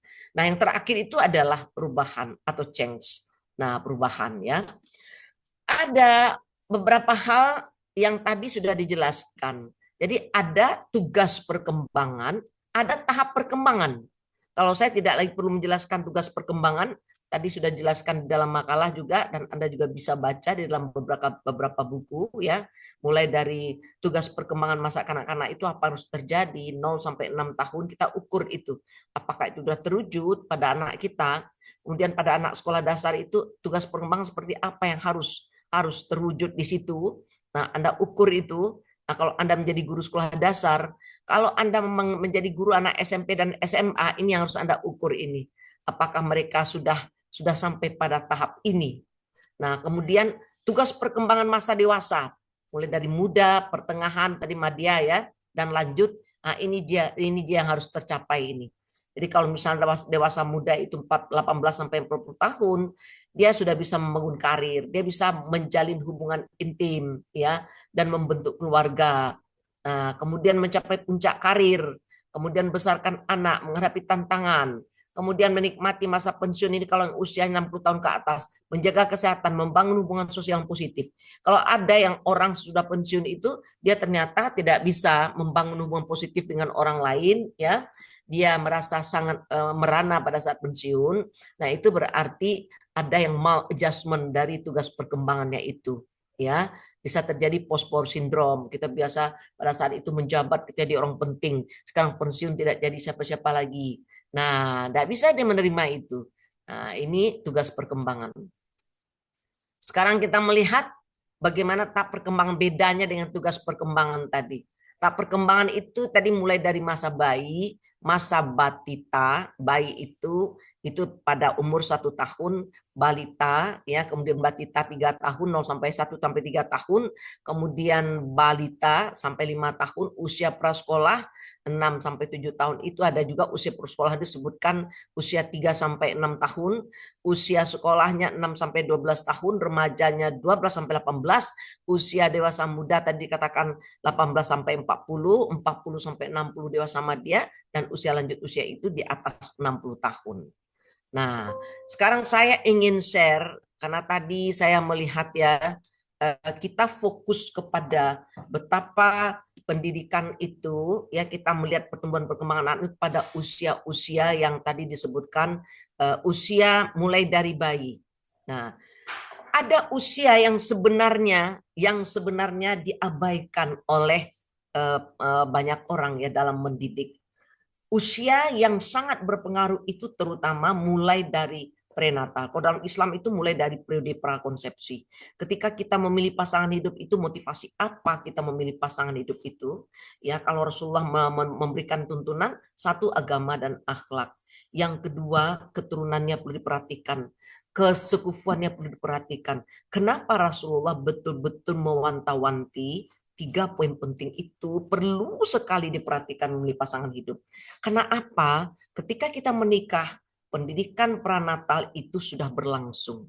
Saat anak dalam kandungan itu, kita sudah langsung jadi pendidik. Maka profil kita ingin menjadikan anak bibit unggul. Maka profil calon suami, calon istri itu, kalau kita tidak ambil dari bibit unggul juga, jangan harap anak itu nanti akan lahir anak yang unggul. Proses yang tadi berlangsung mulai bayi, batita, balita, dan seterusnya itu tidak akan sepenuhnya kita dapatkan itu yang terbaik. Ketika ini gagal, maka saya ingin singgung sedikit betapa pendidikan prenatal itu penting dalam Islam. Ya, prenatal itu ternyata sebuah masa di mana kalau itu terjadi sejak periode prakonsepsi, tahapan mulai dari mudghah, ya, alaqah, dan seterusnya sampai ditiupkan ruh. Nah, itu ternyata merupakan fase awal yang sangat menentukan kualitas fisik, mental, intelektual, dan spiritual individu. Nah, luar biasa ini. Jadi kalau misalnya masa prenatal ini kita pahami sebagai periode perkembangan manusia sejak terjadi perempuan itu satu, tapi dia merupakan fase yang sangat penting. Nah, ini tahapannya kalau kita lihat mudghah, saya kalau membaca surat Al-Mu'minun ayat 13-14 ini nangis saya, hebatnya Allah itu. Dan air mani dia bisa rubah di dalam rahim ibu itu yang nggak bisa tembus pandang mata, rubah menjadi darah. Dari darah dia berubah menjadi daging. Dari daging nanti Allah bungkus dengan tulang belulang. Kemudian Allah bentuk mata, organ tubuh yang lengkap. Kemudian nanti pada umur, nah ini dalam surat Al-A'raf ayat 172, nah itu Allah pada umur setelah dalam perut ibunya selama 40 hari itu, lalu Allah tiupkan ruh lagi. Nah, ada pula dialog antara Allah dengan ruh tadi. Alastu bi rabbikum, aku beri kamu ruh, kamu berjandikah akan berbakti, kamu akui aku ini Tuhanmu? Alastu bi rabbikum, qalu bala syahidna. Manusia jawab. Maka setelah lahir itu diazankan, diikamahkan lagi mereka. Ya, anak-anak yang lahir itu. Nah, sekarang saya ingin memperlihatkan kepada kita semua betapa pengaruh prenatal itu penting dalam perkembangan anak. Satu, pengaruhnya terhadap fisik anak, perkembangan fisik anak. Nutrisi ibu itu sangat menentukan kesehatan janin. Jadi asupan gizi ibu yang sehat dan halal itu penting. Karena itu kalau Anda memilih suami yang tidak berakhlak dan tidak beragama, pelit dia pada saat Anda hamil, Anda bisa bayangkan ya, seperti apa itu anak-anak Anda nanti. Atau suami yang tadi memberikan nafkah kepada Anda, tidak tahu dia halal haram, ya, sipak sintuang saja dikasih ke Anda bisa bayangkan anak Anda seperti apa. Karena Rasulullah sudah mengingatkan, segumpal daging yang terbentuk dari sumber yang haram, barang yang haram, maka akan menjadi umpan neraka, kata Rasulullah. Artinya kalau anak itu besar nanti, hari ini ada anak-anak yang nakal, susah dibentuk, hatinya nggak benar, pikirannya nggak benar, itu harus sebetulnya muhasabah orang tuanya. Yang diberikan kepada anak, apakah sudah yang halal, atau ada yang haram yang kita berikan. Nah, itu faktor yang pertama harus kita perhatikan. Faktor kedua, pengaruh psikologis. Emosi ibu pada saat dia hamil, itu mempengaruhi janin. Karena janin ini dapat merespon suara dan lingkungannya. Oleh karena itu penting peran suami, orang tua, dan keluarga. Coba bayangkan kalau Anda hamil, Anda dapat suami yang kasar, ya, yang mulutnya luar biasa. Anda bisa bayangkan itu betapa tertekannya Anda sebagai istri. Kalau Anda hamil, Anda dapat suami yang tetap memberikan tugas beban berat pada Anda sebagai ibu rumah tangga. Nah, bayangkan betapa Anda dalam keadaan, dikatakan orang hamil itu dalam keadaan lelah dan lelah, betul-betul lemah dan lemah sekali. Maka pada saat hamil itu, kalau suami yang taat beragama, yang berakhlak, dia tidak akan membebankan Anda dengan pekerjaan yang berat. Mulai Anda hamil, dia langsung ambil alih. Dia mencuci pakaian, dia yang membersihkan rumah. Kalau ada sambal yang harus digiling cabai, dia lakukan itu yang berat-berat. Istrinya hanya melakukan hal-hal yang ringan-ringan saja. Dia bahagiakan istrinya. Dia buat istrinya itu benar-benar merasa adem dalam keadaan hamil itu. Nah, ini hal yang sangat penting. Satu penelitian terbaru untuk Bapak dan Ibu ketahui, ternyata anak yang lahir cacat mental itu faktor dominannya adalah disebabkan ibunya pada saat hamil itu mengalami tekanan perasaan yang luar biasa. Dari suami kah, dari pihak ketiga kah ya, dari keluarga besar dan lain sebagainya. Jadi nggak boleh tertekan istri itu pada saat hamil. Satu contoh ya, saya punya seorang klien, itu Kapolres loh. Kapolres punya 2 anak, tapi 2 anaknya cacat mental semuanya. Ya, 2 anaknya cacat mental. Lalu ketika saya konseling istrinya itu seperti apa yang dialaminya. Istrinya cerita, saya dulu pakai jilbab, Tante. Tapi ketika menikah, dilarang oleh suami saya pakai jilbab. Nah, lalu saya dengan perasaan berdosa, sangat berdosa kemana-mana pergi. Dikejar-kejar dosa terus saya. Nah, saya sebenarnya sangat tidak mau, tapi saya patuh pada suami saya lakukan. Nah, itu menangis terus saya setiap sholat, Tante. Saya menangis terus karena merasa berdosa. Nah, akhirnya gimana Bapak Ibu, hebatnya setelah anaknya kedua-duanya itu cacat lahir, si Kapolres tadi berubah menjadi orang yang sangat alim, sangat taat. Dia rajin ke masjid, terkenal itu bagi keanggotanya itu. Kalau udah azan, dia akan langsung berada di masjid. Dia ajak anggotanya ke masjid semuanya. Bahkan ketika jadi Wakapolres di Bali, dia mendirikan sebuah musala di sana. Nah, tetapi dia sudah bertaubat, apa yang dilakukannya itu sudah terlambat. Tidak bisa dijemput lagi waktu sebelumnya. Nah, jadi ini fatalnya. Makanya penting Rasulullah itu mengingatkan, carilah calon istri, calon suami itu yang berakhlakul karimah, yang beragama, nah, yang keturunannya baik-baik. Karena ini bibit unggul loh yang akan dilahirkan. Yang ketiga itu pengaruh spiritual. Dalam perspektif bersyukur, saat dalam kandungan.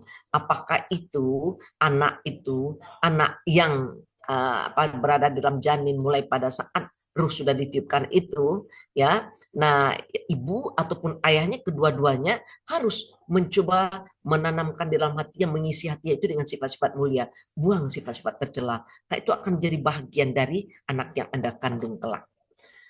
Sekarang saya kembali kepada tadi perkembangan ya, perkembangan dan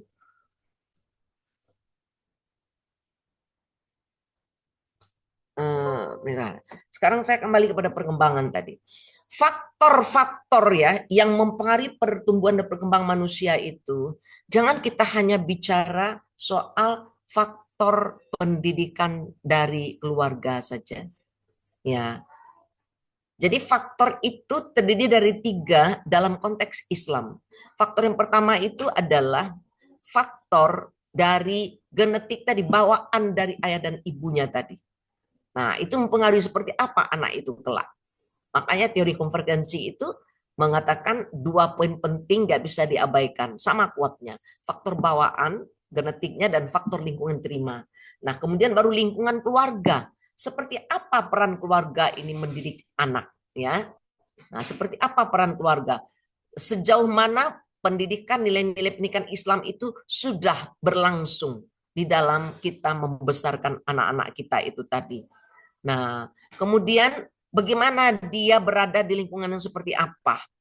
Makanya kalau kita mulai saja ya, ketika anak kita ngontrak rumah di suatu tempat, tapi di sekitar itu orang-orang yang penuh dengan carut marut saja bahasanya. Hati-hati itu.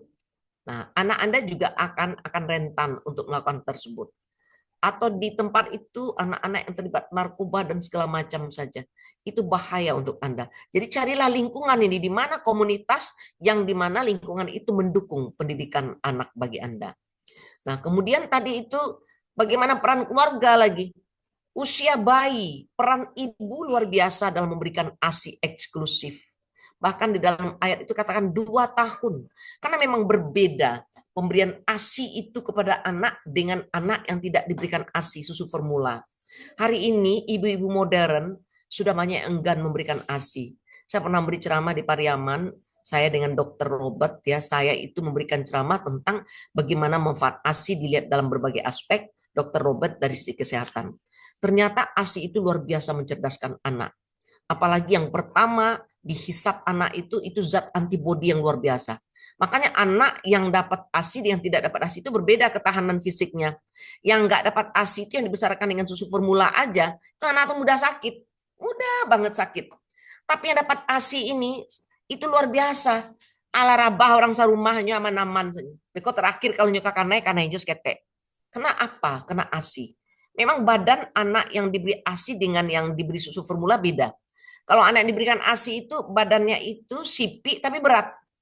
Anak yang berikan susu formula mungkin gemuk tapi dambin gitu ya. Gimana badannya itu gemuk ngoyo aja gitu badannya. Tidak padat seperti anak yang diberikan ASI. Nah, kemudian daya tahan tubuhnya juga begitu. Belum lagi pada saat pemberian ASI itu pendekatan kasih sayang ibu, ya, pendekatan pendidikan iman, ibadah, saat ibu ikhlas memberikan ASI, sabar 1 jam ke kanan, setengah jam kiri. Kemudian gimana ibu memberikan ketulusan dengan langsung melakukan dialog batin dengan anak, itu luar biasa dampaknya. Nah, pada usia batita balita itu disebut masa golden age. Nah, pada pertumbuhan ini luar biasa. Daya tangkap anak-anak itu begitu kencang. Bagaimana ibu, orang tua, ayah dan ibu tadi pertama memberikan pendekatan kasih sayang. Dia harus banyak dapat pelukan, sentuhan, belayan, reward dari keduanya. Itu yang akan mengembangkan minatnya, bakatnya, potensi-potensi lainnya. Kemudian pada saat itu gimana nilai pendidikan Islam itu melalui permainan, melalui cerita-cerita, dongeng-dongeng yang diberikan ibu ayahnya. Ya maka sebelum tidur anak itu bergantian ayah dan ibunya mendongeng bersambung kepada anak. Nah, kemudian melalui permainan, melalui lingkungan apa yang ditonton anak. Haruslah tontonan-tontonan dari sikap yang ada di lingkungan keluarga itu sikap yang baik. Nah, 6 sampai 12 tahun pada usia sekolah itu, tahap perkembangan yang menentukan adalah pendekatan keteladanan, pendekatan pembiasaan, dan pendekatan latihan keagamaan. Itu yang terpenting. Nah, kemudian pada usia remaja, berbeda lagi pendekatannya nanti itu. Pertumbuhan perkembang pada usia remaja dengan tugas-tugas perkembangan itu sesuaikan pendekatan kita. Nah, ini yang menyangkut dengan perspektif pendidikan Islam. Nah, jadi tadi faktor bawaan, faktor lingkungan keluarga, lingkungan sekolah, lingkungan pendidikan, jangan lupa. Faktor yang kelima itu adalah faktor hidayah Allah. Karena itu orang tua sehebat apapun dia mendidik anak, jangan pernah lupakan berdoa kepada Allah. Doakan anak itu siang dan malam dengan doa-doa yang baik agar anak tadi benar-benar terbantu dengan doa kita, ikhtiar kita itu Allah kabulkan apa yang kita inginkan. Jangan kita merasa perfect jadi orang tua, tapi kita miskin berdoa kepada Allah. Karena Allah katakan, yahdi mayyasha wa yudhillu mayyasha. Kesuksesan akhir dari pendidikan kita itu tidak saja tergantung pada ikhtiar kita, tapi sangat tergantung pada hidayah yang diberikan Allah kepada anak-anak kita. Nah, sampai di situ dulu penjelasan saya. Siapa yang ingin bertanya silahkan. Saya Bu Prof. Ya, silakan. Baik, Assalamualaikum warahmatullahi wabarakatuh. Waalaikumsalam. Terima kasih atas kesempatan yang diberikan. Ya. Begini Bu Prof, kalau kita lihat di lapangan hari ini, ya, itu kan banyak terjadi dekadensi moral. Dan ini salah satu pemicunya mungkin salah pemahaman antara orang tua dengan pendidik. Jadi yang ingin saya tanyakan ini sebetulnya siapa sih? Siapa yang sangat bertanggung jawab untuk mengawal pertumbuhan dan perkembangan ini?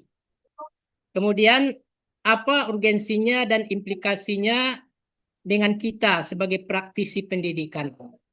Barangkali itu sedikit yang ingin saya tahu pemecahan masalahnya, dan atas jawabannya saya ucapkan terima kasih. Terima Ya, kasih, Prof. Assalamualaikum. Waalaikumsalam warahmatullahi wabarakatuh. Meski saya sudah menjadi prof, tidak usah dipanggil prof. Karena profesor itu hanya gelar akademik yang diberikan, tapi di mata Allah, saya bukanlah profesor, saya hanya hamba Allah biasa ya. Yang tidak cukup satu titik di mata Allah, yang nggak punya daya apa-apa, tidak punya kemampuan apa-apa. Ya, semuanya dari Allah. Apapun yang ada pada diri saya dari Allah. Di saya bukan siapa-siapa di mata Allah. Karena itu biarlah profesor itu sebagai gelar akademik saja. Karena itu tuntutan akademik. Katanya itu harus diusahakan supaya kalau saya mengejar profesor ini untuk bagaimana saya bisa berbuat untuk institusi. Karena S2, S3 di pasca UIN itu jurusan PI itu banyak sekali mahasiswanya. Nah, kalau profesor sudah pada pensiun, tidak ada profesor bidang PI itu, maka tentu prodi itu tutup. Kasihan mahasiswa-mahasiswa. Nah, jadi sebetulnya bukan sebuah prestise bagi saya itu profesor itu, hanya sebuah tuntutan akademik yang harus dilaksanakan. Justru saya di hadapan Allah sekarang fokus bagaimana saya mempersiapkan laporan saya kepada Allah, pertanggungjawaban saya sebagai hamba Allah, peran kodrati saya sebagai istri, sebagai ibu, sebagai anak dan keluarga, dan peran saya sebagai kalifatullah. Fokus kepada itu saja gitu. Ya, biarlah itu. Jadi tetaplah panggil seperti biasa ibu atau kepada kalau dosen-dosen lain itu panggil bapak. Gitu. Tidak ada embel-embel sebelumnya, ya. Oke. Baik, sekarang apa yang terjadi dalam masyarakat? Siapakah yang patut disalahkan? Jelas kalau dalam Islam itu perspektif Islam, pendidik utama dan pertama itu adalah orang tua.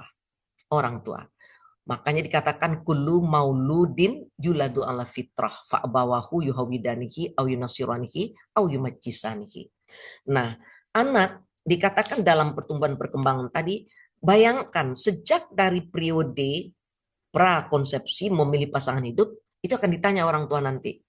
Ya, dia dapat suami, dapat istri, nggak bisa mengeluh-ngeluh aja setelah kita menikah. Kok begini ya Allah, kok begini, kok begini. Jangan dipertanyakan kepada Allah. Jangan kok dulu gitu. Ikhtiarnya seperti apa? Kita suka dengan dia itu apakah cuma cinta doang atau apa? Setelah kita anak dalam kandungan, tanggung jawab orang tua berat lagi. Gak mudah loh itu. Bagaimana melahirkan anak yang sehat ketika dia lahir, diazankan, diikamahkan, kita lanjutkan proses itu pada masa bayi. Itu juga tidak mudah. Setelah bayi, batita, balita, itu juga tidak mudah. 6 tahun pertama itu, harusnya anak itu sudah punya kepribadian yang kokoh, yang kuat dulu sebelum dia masuk usia sekolah. Nah, sekarang persoalannya, coba Anda bayangkan apa yang terjadi di day care, ya, Little kemarin yang di Jogja itu, bisa Anda bayangkan 5 tahun pertama itu anak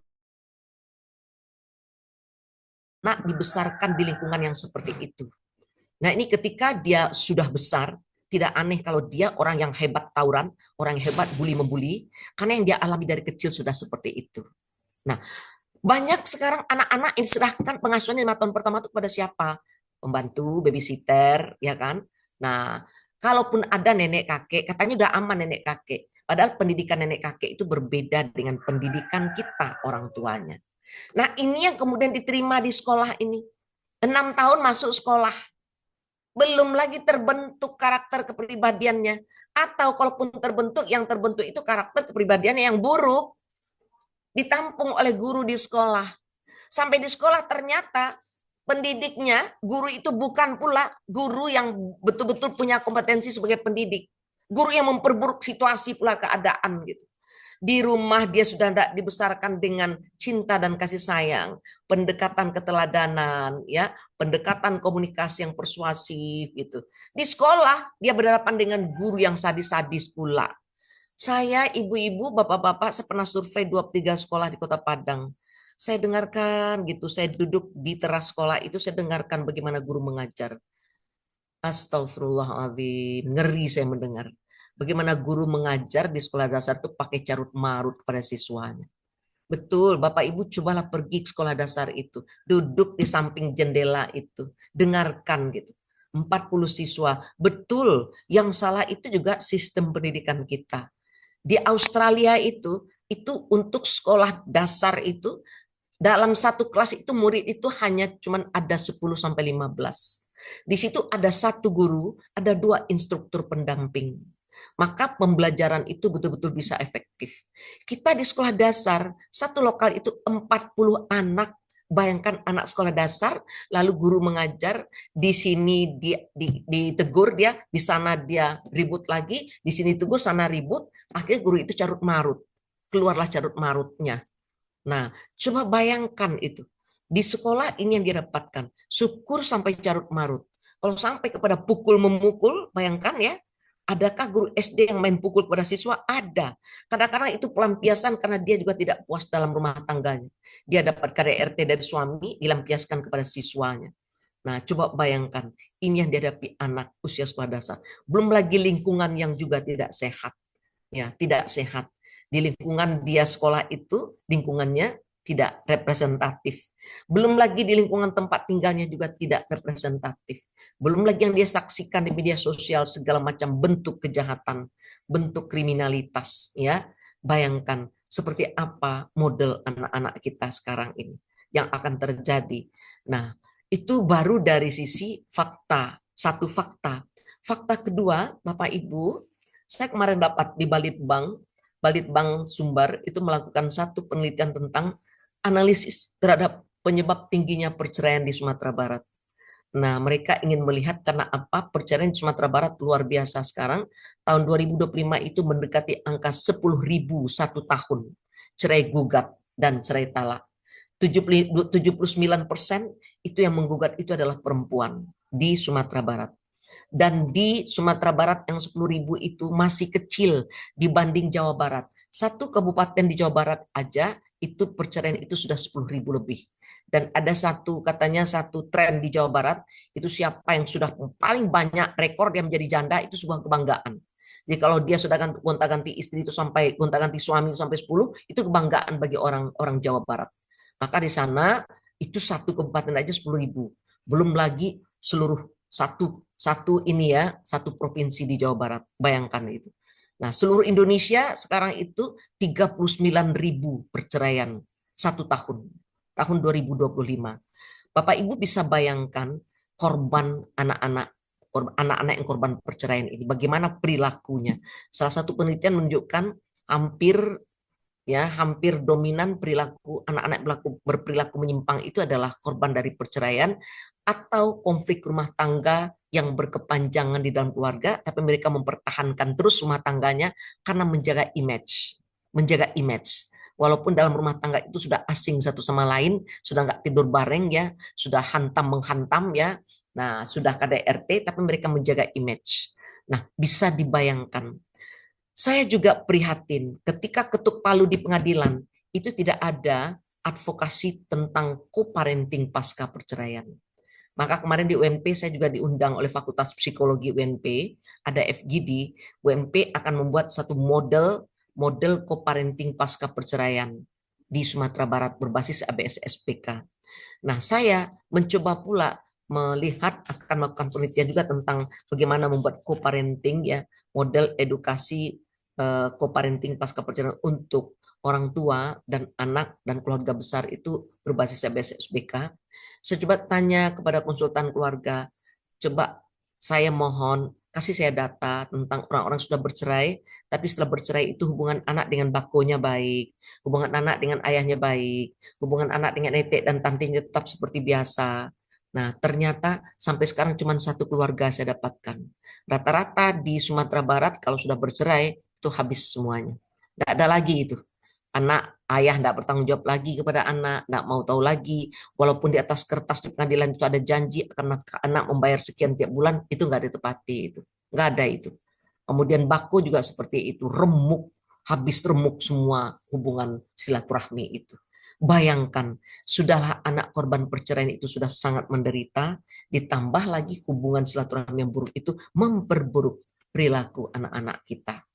Nah, belum lagi kita bicara tentang kemajuan globalisasi dan kemajuan pengetahuan dan teknologi yang menyebabkan terjadinya krisis nilai dalam masyarakat.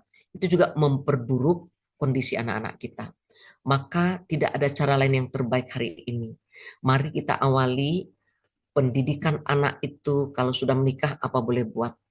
Sudah menikah berarti kita start. Kalau sudah masih anak ada dalam kandungan, kita mulai itu. Kita lebih fokus bagaimana kita membentuk anak-anak kita melalui pendidikan nilai-nilai Islam dalam keluarga. Kita kuatkan itu lagi. Ya, berhentilah kita mengejar ambisi karir dan materi yang menjadi-jadi, yang gila-gilaan itu, sementara keluarga tidak bisa kita pertanggungjawabkan kepada Allah. Nah, berhentilah kita demikian. Saya rela aja kuliah saya 12 tahun baru selesai, karena saya menikah tingkat 1. Saya nggak mau anak-anak saya diasuh oleh pembantu. Jadi waktu dulu mengambil program studi itu, tidak ada sistem SKS seperti ini. Saya cuma ambil 2 mata kuliah, 1 semester. Sedikit demi sedikit, 5 tahun saya selesai S1, selesai saya muda, baru saya sambung lagi, ambil lagi 2 semester saya hamil istirahat, nanti setelah melahirkan saya sambung lagi dikit-dikit, 12 tahun baru saya selesai kuliah, 35 tahun saya menjadi dosen, setelah umur 35 tahun, bayangkan saja, itu pas betul terakhir itu. Dan setelah jadi dosen, saya juga komit dengan suami, saya tidak mau menjabat apapun di kampus. Saya tidak pernah mau menjabat apapun, kecuali terakhir dengan Pak Eka, itu sudah permintaan beberapa dosen yang langsung telepon suami saya, baru diizinkan ketua LP2M. Tapi untuk jabatan lain waktu itu, dari awal saya nggak mau. Kalau mau sudah jadi direktur lebih dulu di Bu Martin, saya direktur. Tapi karena memang ambisi saya tidak ada untuk menjabat, saya lebih fokus, saya lebih bahagia menjadi ibu rumah tangga, menjadi istri saja, untuk bisa mempertanggungjawabkan di hadapan Allah. Saya nggak ngiler dengan semua prestise itu ya, terserahlah gitu. S2, S3 juga produk dalam negeri. Orang bilang nggak berkualitas juga nggak apa-apa gitu. Karena setelah menikah, saya cuma langsung berpikir, ya Allah, saya sudah jadi ibu rumah tangga, sudah jadi istri. Yang akan saya pertanggungjawabkan adalah tugas saya sebagai istri. Walau waktu remaja itu saya luar biasa terkenal sebagai orang top. Bayangkan aja membawa acara MC itu MC yang betul-betul membawa acara untuk hadir menteri, bahkan peresmian ini dengan Presiden Soeharto, saya announcernya. Nah, kalau di UIN banyak yang kenal saya sebagai protokoler yang sangat handal gitu ya. Belum jadi Qori'ah lagi, TCMTQ 1 tahun bersama 20 karya terbaik Sumbar. Belum lagi jabatan lain, ya, presenter tetap di VRI Sumatera Barat 3 tahun. Tapi semuanya itu ketika saya sudah menikah, itu saya anggap itu tidak lagi menjadi hal yang utama. Saya tidak mengejar itu. Saya tidak termasuk kaum feminis sekuler yang mengagungkan emansipasi tanpa batas. Saya hanya seorang wanita yang mendukung feminis Islami. Bahwa kodrat wanita tidak boleh kita lupakan. Kalau kita mau keluar rumah, kita beraktivitas jika izin suami. Kalau tidak, ya nggak apa-apa. Nah, toh bahagia di rumah itu sudah lahan amal soleh bagi kita. Itu saja sudah menjadi lahan amal soleh. Ya, kenapa harus menuntut yang lain-lain gitu? Bukankah hidup kita ini untuk kehidupan ukhrawi yang harus kita kejar? Nah, mungkin ini sebuah catatan kecil buat kita semua perjalanan hidup saya gitu. Supaya kita jangan tersesat ya. Tersesat di dunia ini, nggak tahu langkah kita kemana. Kita harus kembali ke goal yang kita tuju. Kita hanya di dunia sebentar untuk mempersiapkan diri bagaimana kita memasuki kehidupan akhirat itu yang betul-betul indah. Ya, indah dan membahagiakan. Oke, ada pertanyaan lagi yang lain?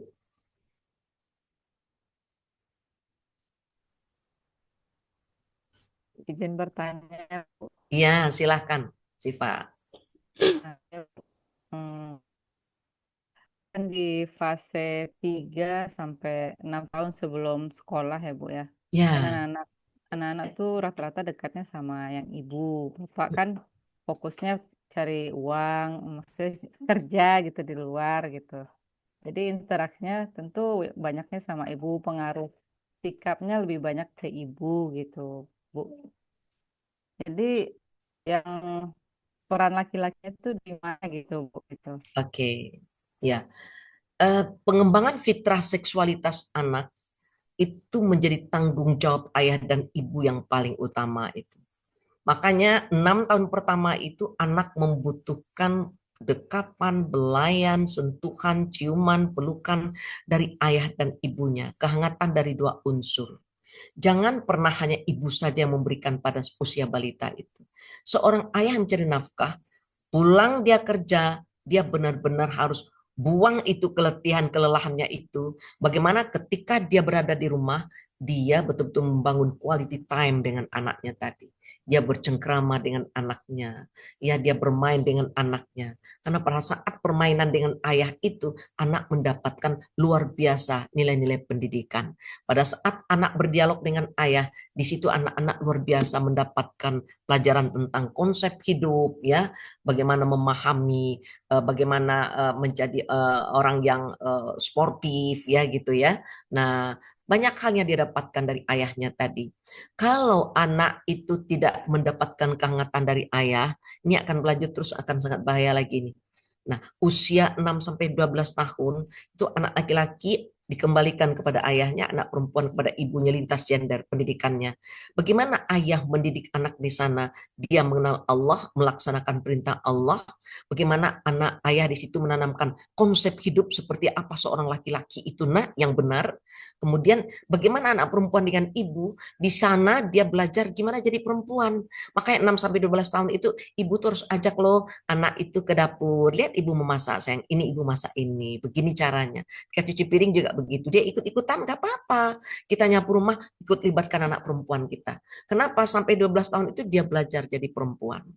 Nah, 12 sampai dengan 18 tahun, disitulah dia membutuhkan kembali dua unsur, maskulin dan feminim. Anak laki-laki harus dekat dengan ayahnya, juga dekat dengan ibunya. Anak perempuan harus dekat dengan ibu, dekat juga dengan ayahnya. Kenapa begitu? Harus hubungan hangat yang terjalin. Ketika anak laki-laki itu dekat dengan ibunya usia remaja, ya kehangatan terbangun, maka ketika dia nanti menjadi suami, dia akan bisa memperlakukan istrinya dengan sebaik-baik perlakuan. Karena dia mengerti, memahami dia bagaimana memperlakukan wanita itu dengan baik. Ketika anak perempuan itu dekat dengan ayahnya, dia membangun kehangatan yang luar biasa dengan ayahnya, apa yang terjadi? Anak perempuan itu pada saat dia sudah remaja, ketika didekati oleh laki-laki, tidak sembarangan dia mau tergait. Ya, dia punya filter yang kokoh. Siapa dulu laki-lakinya? Dia punya role model. Oh, dilihat dulu. Oh, seperti ini. Oh, nggak ada cerita ini. Nah, ayahku begini. Oh, ayahku begini. Figur itu luar biasa di dalam hatinya. Makanya kalau ingin anak perempuan kita nggak mudah terjerumus untuk pacaran atau ditangkap oleh setiap laki-laki siapa yang datang, bangun kehangatan dengan ayahnya usia remaja itu. 12 sampai 18 tahun itu. Betul-betul hangat dia dengan ayahnya. Oh, kalau dia sedang bahagia dia peluk ayahnya, biarkan anak itu memeluk kita daripada memeluk laki-laki lain. Nah, biarkan dia peluk kita. Nah, dia sedang bahagia dia ini dia peluk ayahnya. Wow, luar biasa bahagianya bla bla bla. Biarkan. Jangan dibuat jarak antara kita dengan anak. Itu sangat berbahaya untuk anak-anak kita. Oke, mungkin itu ya sifat. Nah, ini sudah jam 10. Ya. Gimana ibu-ibu? Sudah jam 10 ya? Baik, Pak. Baik, Bu. Iya, Bu. Iya, Bu. Ya. Gimana kita tutup kuliah kita dulu? Boleh, Ya. Bu. Nah, Ibu boleh bertanya sedikit lagi, Bu? masih penasaran Bu Rasidah. sedikit. Nanti telat saya sampai kuliah offline ini. 10:30 kuliah offline kan. Nah, minggu depan aja ditahan ya Bu Rasidah ya. Minggu depan insya Allah kita bisa diskusi lagi. Nah, oke Bu Rasidah ya. Ya, Bu Rasidah ya. Ya, saya takut telat nanti saya datang nih ha. Ya, Bu Rasidah. Takutnya nanti macet pula. Oke, ibu-ibu, bapak-bapak Baik, Bu. semua, insya Allah kita ketemu lagi minggu depan. Sehat-sehat semua ya. Saya sehat. Amin, pada Allah. sehat. Amin ya robbal alamin. Assalamualaikum warahmatullahi wabarakatuh. Kita tutup dengan baca. Waalaikumsalam warahmatullahi wabarakatuh. Makasih banyak Ibu atas ilmunya. Mudah-mudahan Ibu sehat-sehat. panjang umur. Amin. Selamat jalan, Bu. Iya. Umroh tahun ini, Bu. Amin.